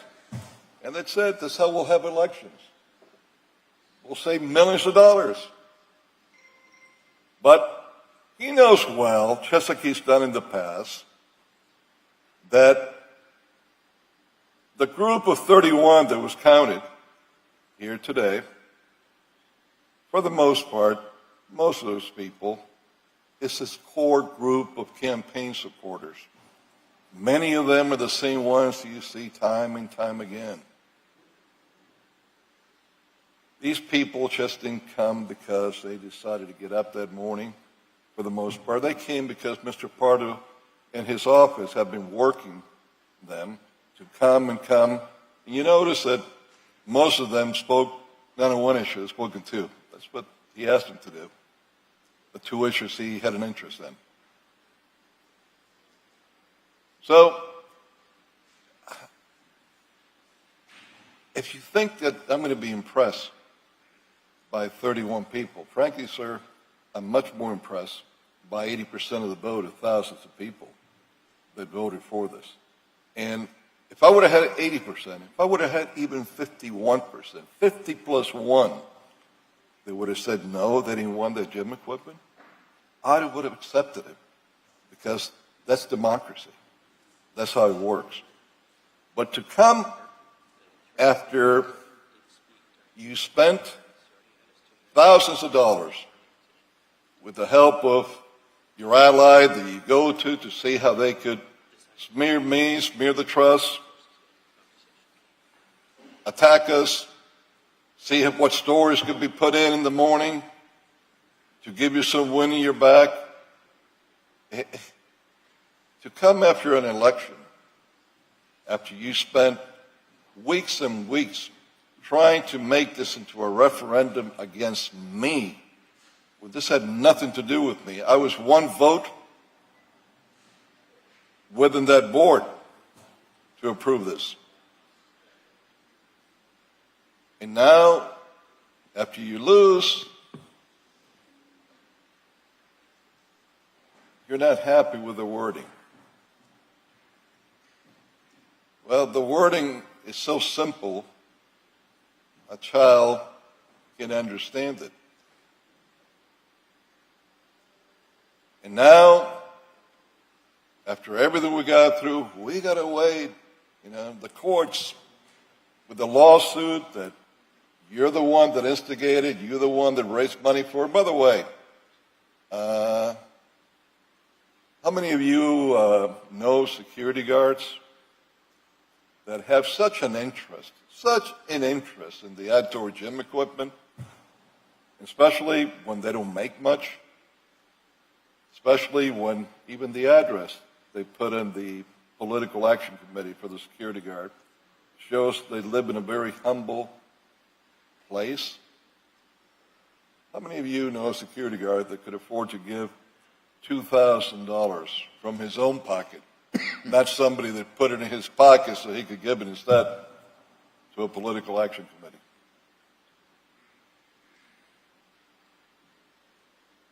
And this is what happened here. But look, this has gone to the point that because he could never be wrong, he's always going to blame somebody else. He cried that he wasn't here. How can we vote upon this? Well, we all know that one of our main responsibilities is to be here in commission meetings. And we know ahead of time when commission meetings are going to be held. And unless it's something that it has to do with our health, a family member's health, we have to be here.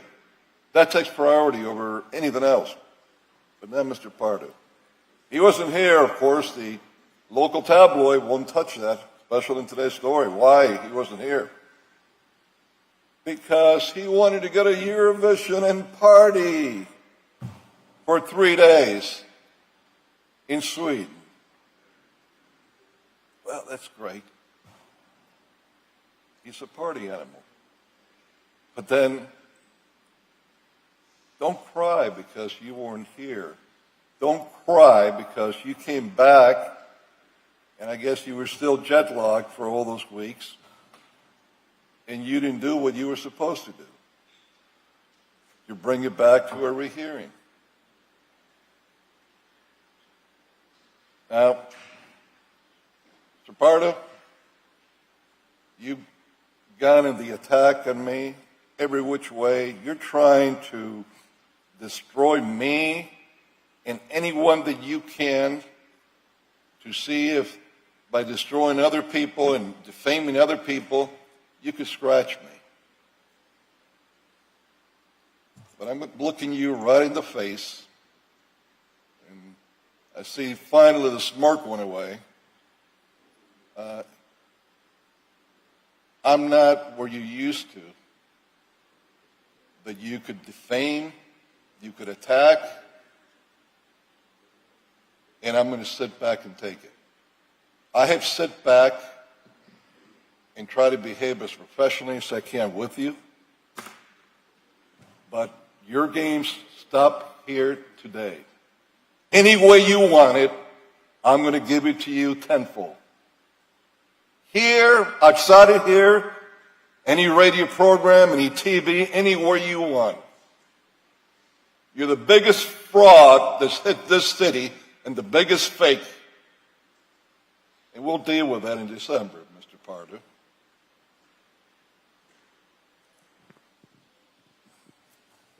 Madam Chair? Commissioner Pardo. Yeah, I do have the citation for the 2008 city approved, the master plan with a $46 million budget, and by 2010, the park was ready for construction. Be happy to share that with you. people may come and sometimes talk about District 2 items jointly Excuse me, because where's the may I citation? finish? May I finish? He Because doesn't I finish allowed, that, but I've I been allowed told you by to the clerk finish, there's no master and plan. I would like to finish. Hold on. And he thinks he can get Okay, away I would with like it. to finish. Hold on. Let him finish, and then we can ask for the citation if. Thank you. So the issue here was, and maybe part of the issue is the process that was followed. Putting an article in a newspaper and expecting it to get to people, or thinking that you had that's a big difference to the way the city of Miami does their outreach and the way they run it. And maybe that's why there was such a division to begin with, or such a lack of connection. The issue about, Madam Chair, when you read the question and it makes sense to you, the reason that there were people that were so upset and the reason that there were plaintiffs was because for some people who read that question, they had no idea of anything that had happened before, of that the residents in downtown did not want that gym equipment. It is not the same thing to have a resident in Flight Miami, Hialeah, Morningside, wherever, Coconut Grove, weigh in on Morningside Park that really don't use the park every day. Maybe they'll go there for an assembly or a protest, but they're not the people walking their dogs, playing Frisbee. I ride through there all the time, especially on Sundays and Saturdays. You can tell the people that are in that park are from the buildings. It's visible. Every time we use the words regional park and we don't acknowledge a neighborhood, we're kind of slamming them. They feel like nobody is including them. No one is speaking to them. And I get from a planning perspective, staff may feel a certain way. Let me ask you, with Morningside Park, what would you consider the abutting properties? Morningside is quite a large park. There's many abutting properties. The single-family residentials, right? That is correct. Okay, so... But I also want to clarify that in those areas that do have registered associations, they would also receive, those representatives would receive notification as well. So associations would also receive the notice? That's correct. Okay. So my point in saying that is that when everything fails, let's say when the city process fails, when someone hasn't included people, that's when the warrant applies.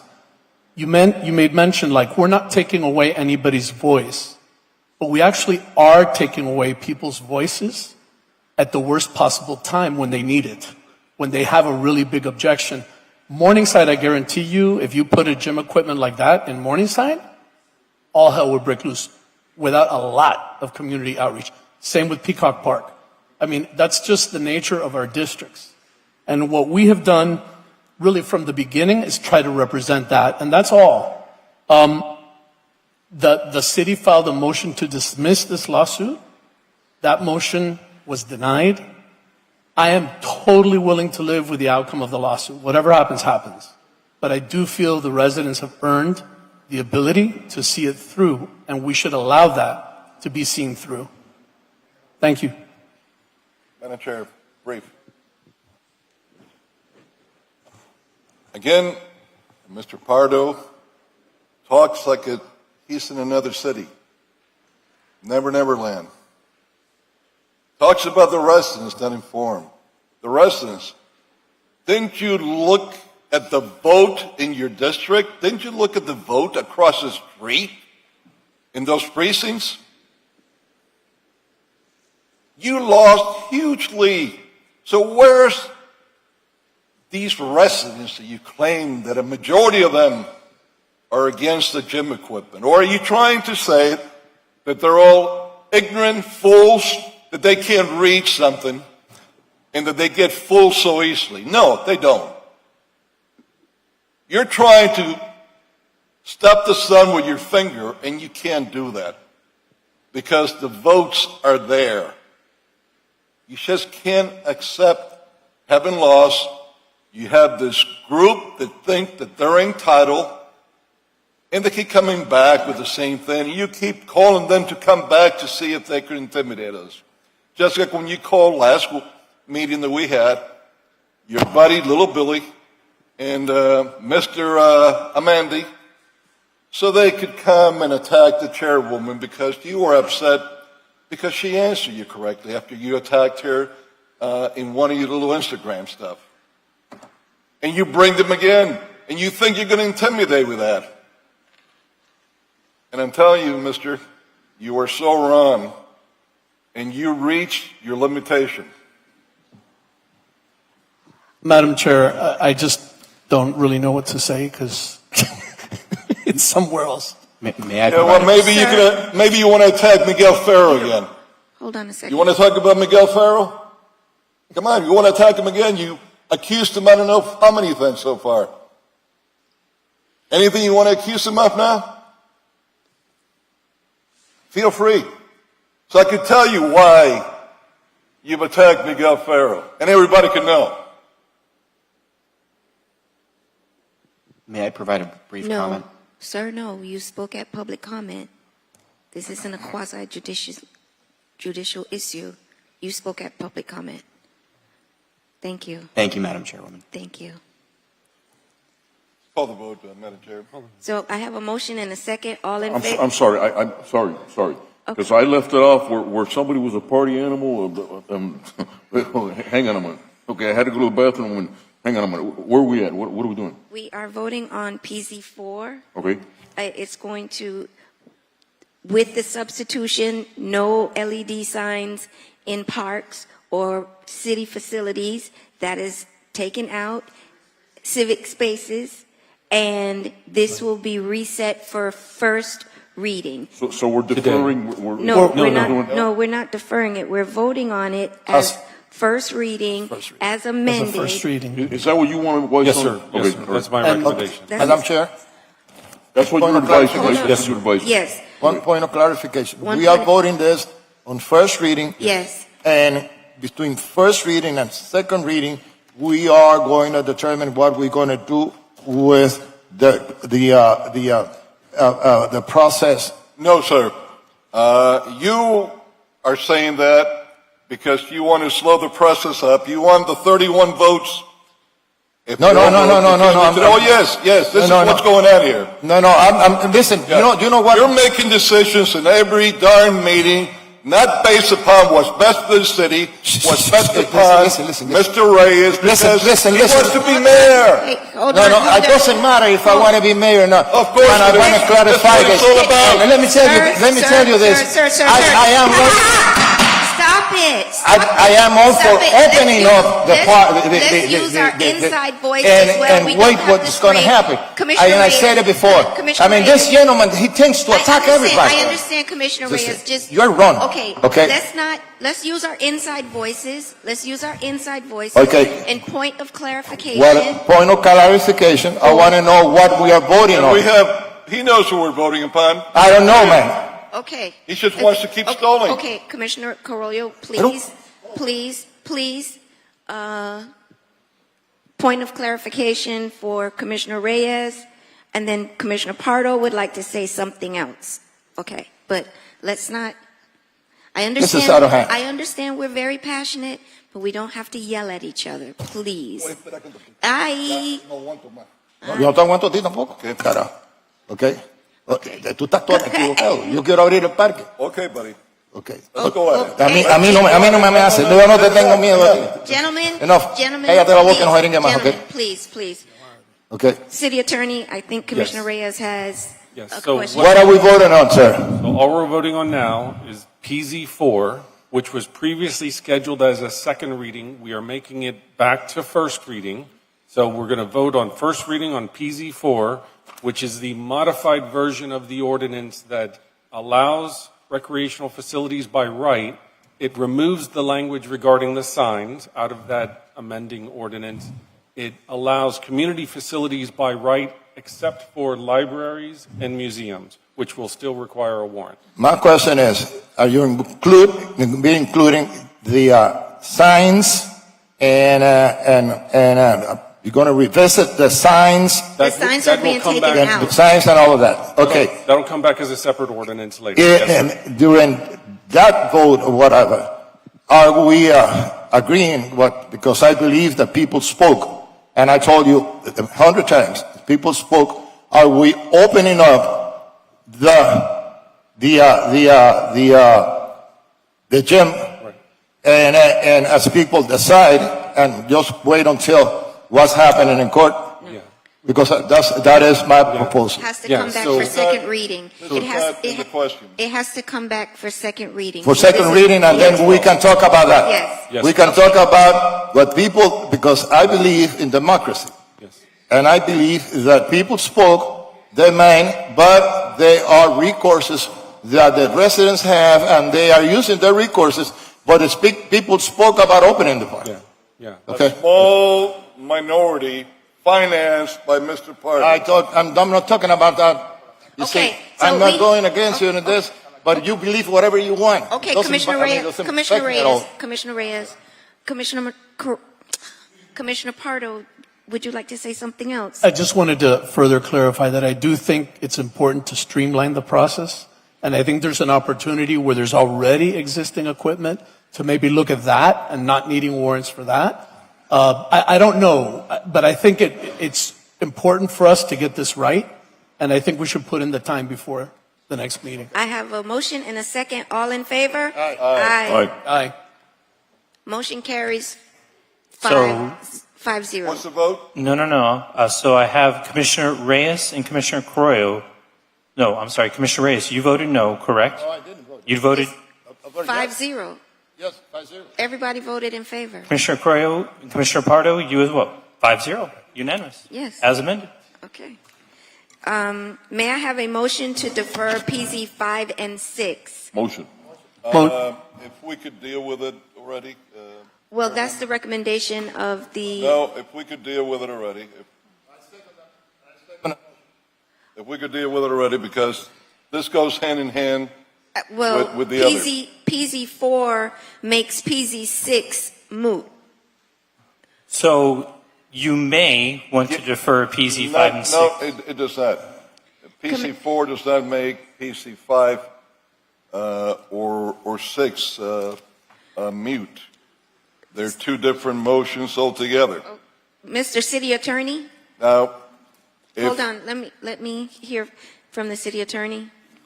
Right. That was his recommendation. I think there is, as you've heard, there is, if PZ4 were to be adopted on December 12th, I think then there would be no need to reconsider and or grant the appeal via PZ5, PZ6. However, if you wanted to adopt PZ5 and PZ6 as like a belt and suspenders approach, you could do that. My concern with that is, well, I have other legal concerns, but my suggestion would be to move it to the 12th, and then we'll address that. I'll go with it, with George, City Attorney. let me be very specific. We were supposed to have voted in this numerous times, and it gets change. Today, it was supposed to be the day that we voted, up or down. I went ahead with your suggestion of going with this vote for the first reading. And this is supposed to have been the second reading. Yes, sir. I went ahead with that. But I don't want to come here on the 12th, and then we get another story. Right. This has to come to a head. You can't laugh at the people of Miami that voted 80% on this. You can't tell me that democracy is based only on what you want, not in what it is. And I'm not going to hear the crap any longer that everybody's against this. Everybody, all the residents. It's what you've been hearing from this man. My God, what city is he in? Maybe he's still in shock. I don't know. But 80% of Miamians voted for this. After he raised money, thousands of dollars, held a campaign, had an editorial from our local tabloid, had that local program where he thinks it's going to scare some of us. And boy, oh boy, wait until we start talking about who owns that radio station and how they do it in Venezuela that they don't want to do it here. But anything else that you have that will prevent us from not deciding this, unless this commission wants to defer it again, on the 12th. There should be no more impediments. I thank you for indulging my super conservative approach on this item. I Look, just wanted to make I sure. respect you as a city attorney, George. Thank you. Even though I was the only one here that didn't vote for you, but I think you know why. But I respect you and your experience as a city attorney. So, Madam Chair, I will indulge the city attorney's request to defer both items for the next meeting. December 12th. So I December have a 12th. motion and a It's second? a motion, yes. In a second. All in favor? Aye. PZ 5 and 6 are deferred until December 12th. The last item to be taken up is PZ 19. That's one of yours. But Yeah. Commissioner Pardo? Yep, Madam Chair, the only reason I held that out is because we had several, we do a call before the agenda, we go through it with people that want to participate. We had several people ask us about it, and I was able to look at the map, but I was left with a feeling of not really understanding So as much. this is actually what our community wanted. I don't see the attorneys here, but PZ 19, when it goes for second reading and passes, if it passes, will eliminate the need to up zone. It's going to keep the zoning flat for the development and gives the density that they needed, and that's the only reason why the up zone was being requested, but our planning director can confirm that for you. Yes, thank you, Madam Chair. So PZ 19, this is an amendment to Miami 21 to allow additional bonus height for T50 and the underlying density in T50 along specific transit corridors. So what that means is that we've identified that there are density levels within our transit corridors that are not being fully tapped into, because T50 right now allows 65 dwelling units an acre. This amendment would allow the T50 to tap into higher density levels to allow for those developments to work out, and then also to allow for a bonus height so long as an affordable housing, workforce housing component is provided. And that's broken down into, for the first bonus floor, 10% of those units, 5% of those units have to be provided at 100% AMI. And then if you're going to go an additional, the additional 2 bonus floors, additional 5% of those units have to be at 80% AMI. And this is also included in the MIMO district? That is correct, but the MIMO overlay still applies as per chapter Still applies. 23 at the 35-foot height limit. So they were cannot. concerned about the geographies on the transit corridors. So, but this is a first reading item, so I can kind of take that up with the folks that have the concerns, and we can work with them. Absolutely. Thank you. Thank you, Madam Chair. I have a motion and a second. All in favor? Aye. Motion carries. And Chair, so that's PZ 19 as amended to include PZAB meeting information and the PZAB vote in the fifth whereas clause. Correct. And we have future legislation that I just need to say we have future legislation. And DI 1 and 2. I know, I'm going back to that. So we have 2 discussion items. Lost income to the city with... Let me try to be brief, Madam Chair. Okay. I don't think we're going to be losing that much more if I save this one and defer it to the next meeting. So I'll defer D1 to the next meeting. Motion What are we doing again? to defer discussion item 1 Oh, to December 12th. D1 and D2 or just D1? D1. D1. To Okay. December 12th. I have a motion. Second? All in favor? Aye. Aye. Mr. Manager, is the police chief here?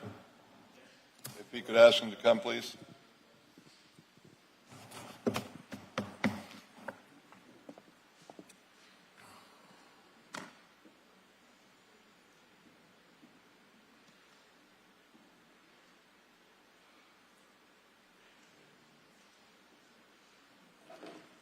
Chief, how are you? Thank you for being here.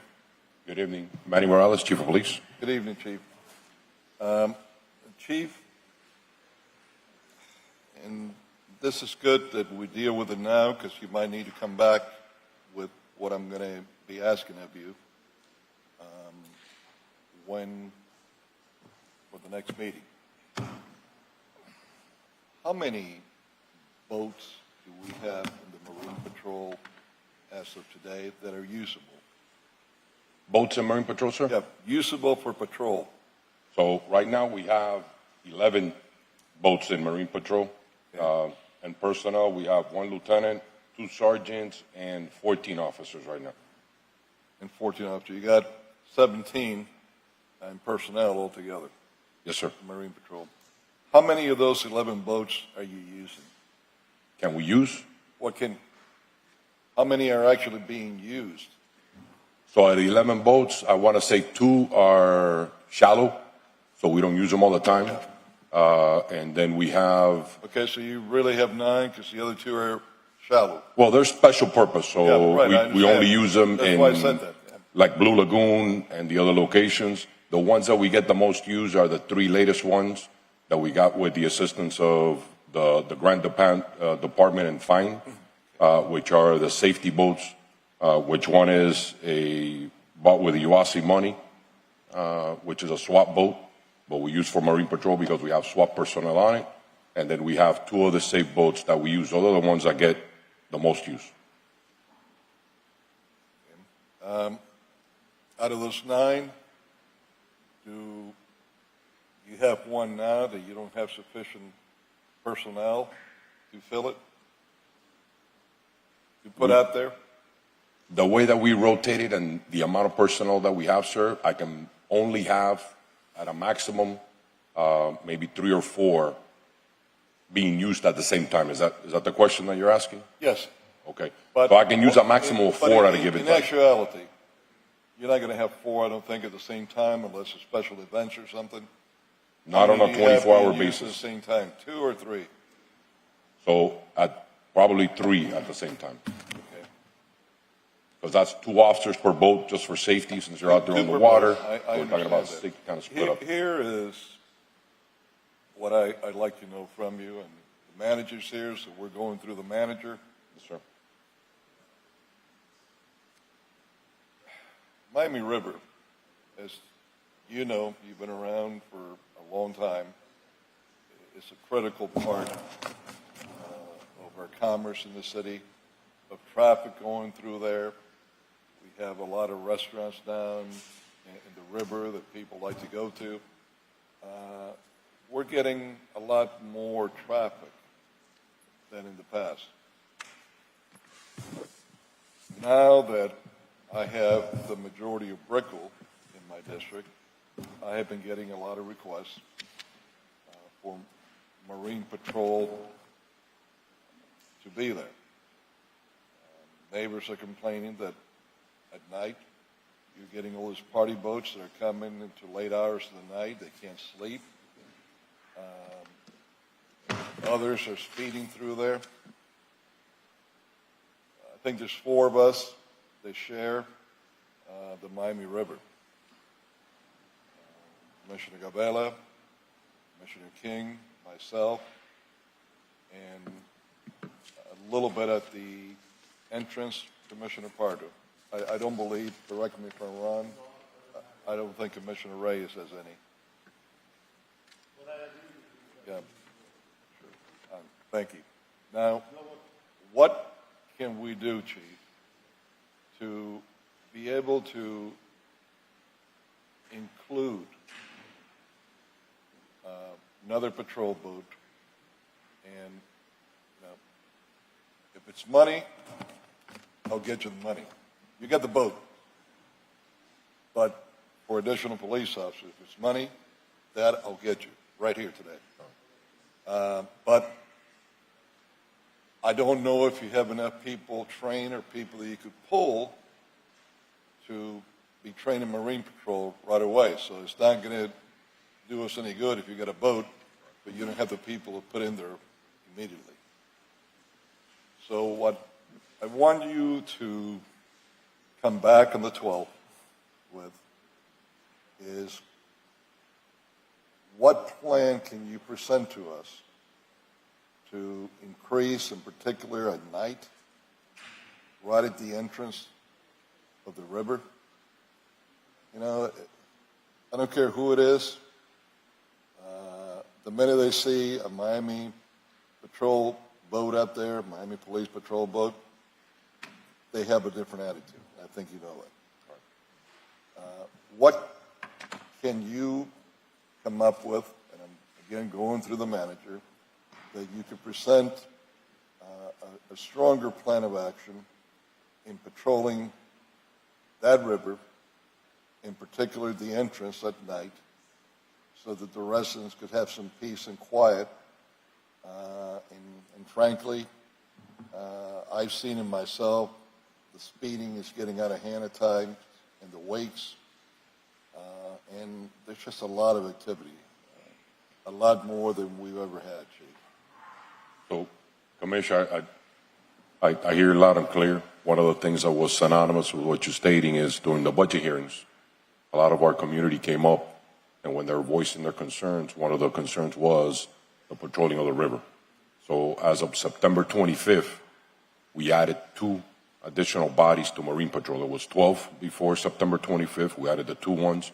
Those 2 bodies that we added on September 25th are exclusively assigned to the river, and they work Wednesdays, Thursdays, Fridays, and Saturdays from 5 p.m. to 3 a.m., exclusively on the river, unless there's an emergency call outside in the bay where they need to respond. So they've had a little bit more impact. I can get you some updated stats of what they've been doing there. What can we do to bring that 7 days a week? And at the same time, have one that's more or less stationed. I mean, you're not going to have them there 24/7 because something might happen down the river and you want to be able to send them. But in particular at nighttime, they could be stationed towards the front and be in a sort of a Marine Patrol Coast Guard so that people know that they can't come through there speeding, that the party boats can't be blasting where you could hear them, you know, for a mile away. What can we do to give our residents a little more assurance, a little more peace on that? And then if the question is more personnel, I don't know if you could pull 2 more from somewhere else to have them in there. What I'm asking you, Chief, through the manager, if we can come up with some plan that we're going to have. That might mean a second boat, one at the tip, a second boat in the Miami River towards the entrance of it, so that we could stop a lot of this before they go in to the rest of the river. So, Commissioner, we can definitely take a look at instituting a boat. Eventually, ideally, what we would want is a 24/7 patrol, one on the bay and one on the river. Now, the difficulty of the river, like you mentioned, is not only it takes the length of time that takes. So if I have the boat in the bay and I have a call inside the river, it takes me about 25 to 30 minutes just to get in there because there's a no-wake zone, right? Right. So one of the things we're looking at is to look for a viable position where we can station a boat somewhere along the river that would prevent I've been that given several locations, Chief, that we could use that I'll be happy to give you so that your people can look at it, see if it's satisfactory for your needs. But again, I'm willing to give you whatever assistance you need, even if it's going to come from my own district office budget. If you need 2 more officers, from what I hear, you're okay in boats. But if you need another boat, we'll find another boat. Thank you, Commissioner. I appreciate it. We're scheduled to get 2 more as the bodies that are now in the field training program hit. So I believe it's March of 2025 that we'll be adding 2 more to Marine Patrol that could supplement what we already have on the river to give me a little more robust coverage. Okay. And I will update the plan and I'll present it back to the Commissioner. I got some questions. Commissioner Pardo wanted to make a statement. Chief, I just wanted to thank you. You helped us a lot with Marine Patrol. You know, we're trying to get our own little rapid response boat patrol. So you've been great, and I just want to commend you, and please keep doing what you're doing. Still there waiting for you guys. Whenever you guys are It's ready. making a big difference for the district. Thank you. You got it, sir. Appreciate it. Commissioner Cabela? Yeah, so what I want to ask you, let's go through the schedule again. You got 2 boats, you got 11 in total, 9 that you use, 2 are on standby. Two are special purpose, so Okay. 2 of them are for like shallow water. So we wouldn't put them in the bay, we would put them at Blue Lagoon, Yeah, those are the ones that used to go fishing at. below shallow flats, like a flats boat, yeah. Like a flats boat. Yeah. But then what you have is, out of the 9, you have 4 to 3 at the same time. Correct. We could not, we don't have the personnel to put more than 4 at the same time unless we go all hands So, on. and yeah, then- 4 times 2, that's 8. Correct. Right, okay. And the 4 that you have, let's pretend you have 4. Where exactly are they from, like from 27th Ave to where? So it depends. So the ones that you're talking about that you keep on the river, because you're not going to dispatch them to go out, and you're also not going to dispatch one from the, on the bay to come in because you're wasting time.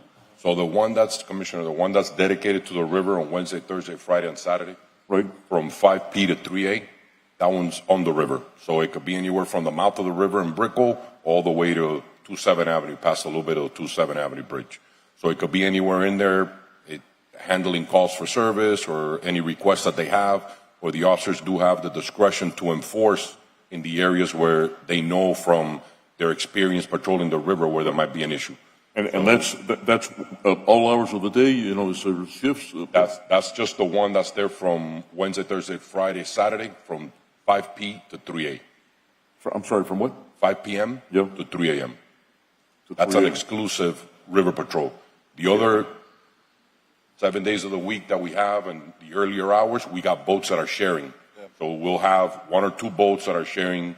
If it's a weekend, usually we have a lot of traffic in Marine Patrol. In Marine Stadium, we'll have some traffic close to Bayside. So the officers kind of handle and they rotate those areas of concerns that we receive through either, commissioners relaying their complaints or residents that have called and relayed or call for 911 assistance.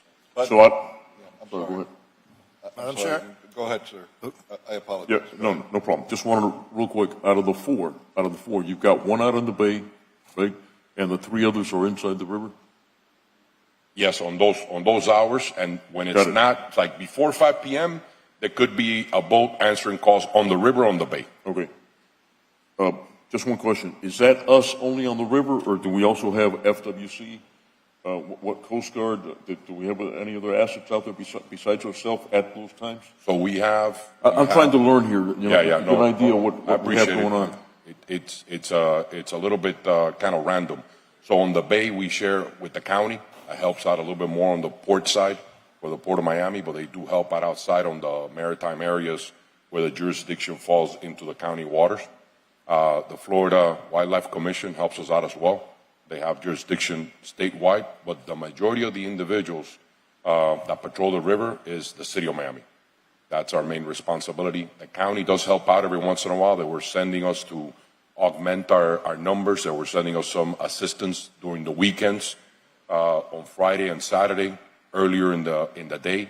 I got to check with them to see if they're still providing that assistance, because they were sending me a weekly report, but their area chief kind of retired, so the county's going through a little bit of change, so I'll get that information. But we work very closely together, the city, the county, and the state with FWC.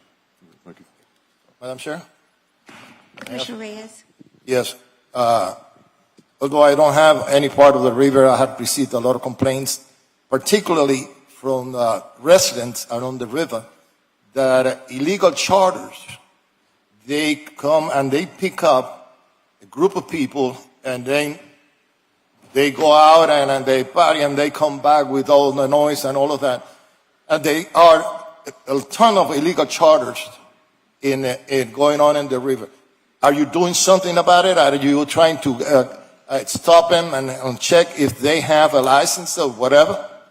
Because there are people that their business, their main business, and they're making a lot of money, is using their boats and illegally chartering into a group that will come and they will pick them up along the river, sometimes next to an apartment building. So, Commissioner, that's a great question. That's one of the complaints that we receive quite often. Right along the river, the main point of embarkation for illegal charters we've noticed is Limas Park. Limas Park? Right in that city docks. On 18th Street also? We've done some operations there. We've arrested some illegal charters. So that's one of the points of interest. So when the patrol is on the river, they take a look at that. When they see individuals that are getting in there that are being picked up, usually gets dropped off by rideshare, and they jump on the boat. But we've seen them other places. We know we had them north of the Venetian and that just south of Margaret Park. So we do pay attention to them. We do specialized operations. Sometimes we do undercover where some of our undercover officers would pose as clients and try to get a charter, and then we'll have Marine Patrol stop them. But it's not only the charters. We had a combined operation with code enforcement or code compliance where we went after the big illuminated LEDs that were on the bay right off of downtown Bayside and going into the mouth of the river in Brickell Key, and also the jet skis. One of the big locations where we have is Margaret Pace Park, where they go and they pick up and they ferry riders for the jet skis. So we're working all those complaints. We're kind of lumping them into one, and that's one of the priorities for Marine Patrol. Also, I want to offer any help that you need, and I'm willing to cooperate as much as I can, and in order for you to get the proper personnel to keep our river and our base safe. Thank you, Commissioner. I appreciate that. The Chief, to be clear, what we're talking about is one boat inside the river, one right at the entrance of the river station. So 2 on the river. I know there's some interest to perhaps have some of our state legislators. Don't take away those 3. Leave those 3 in the river. If you need 2 more officers, I'm giving you the tickies so you get the laundry and get them uniforms and all the equipment you need, and you could put them in service. Okay. Noted, sir. I appreciate it. Thank you, sir. Thank you. Okay. Nothing else? This concludes the City of Miami Commission meeting for November 21st, 2024. Happy Thanksgiving, everyone. We will see you here in December. Good night, everyone. Good night.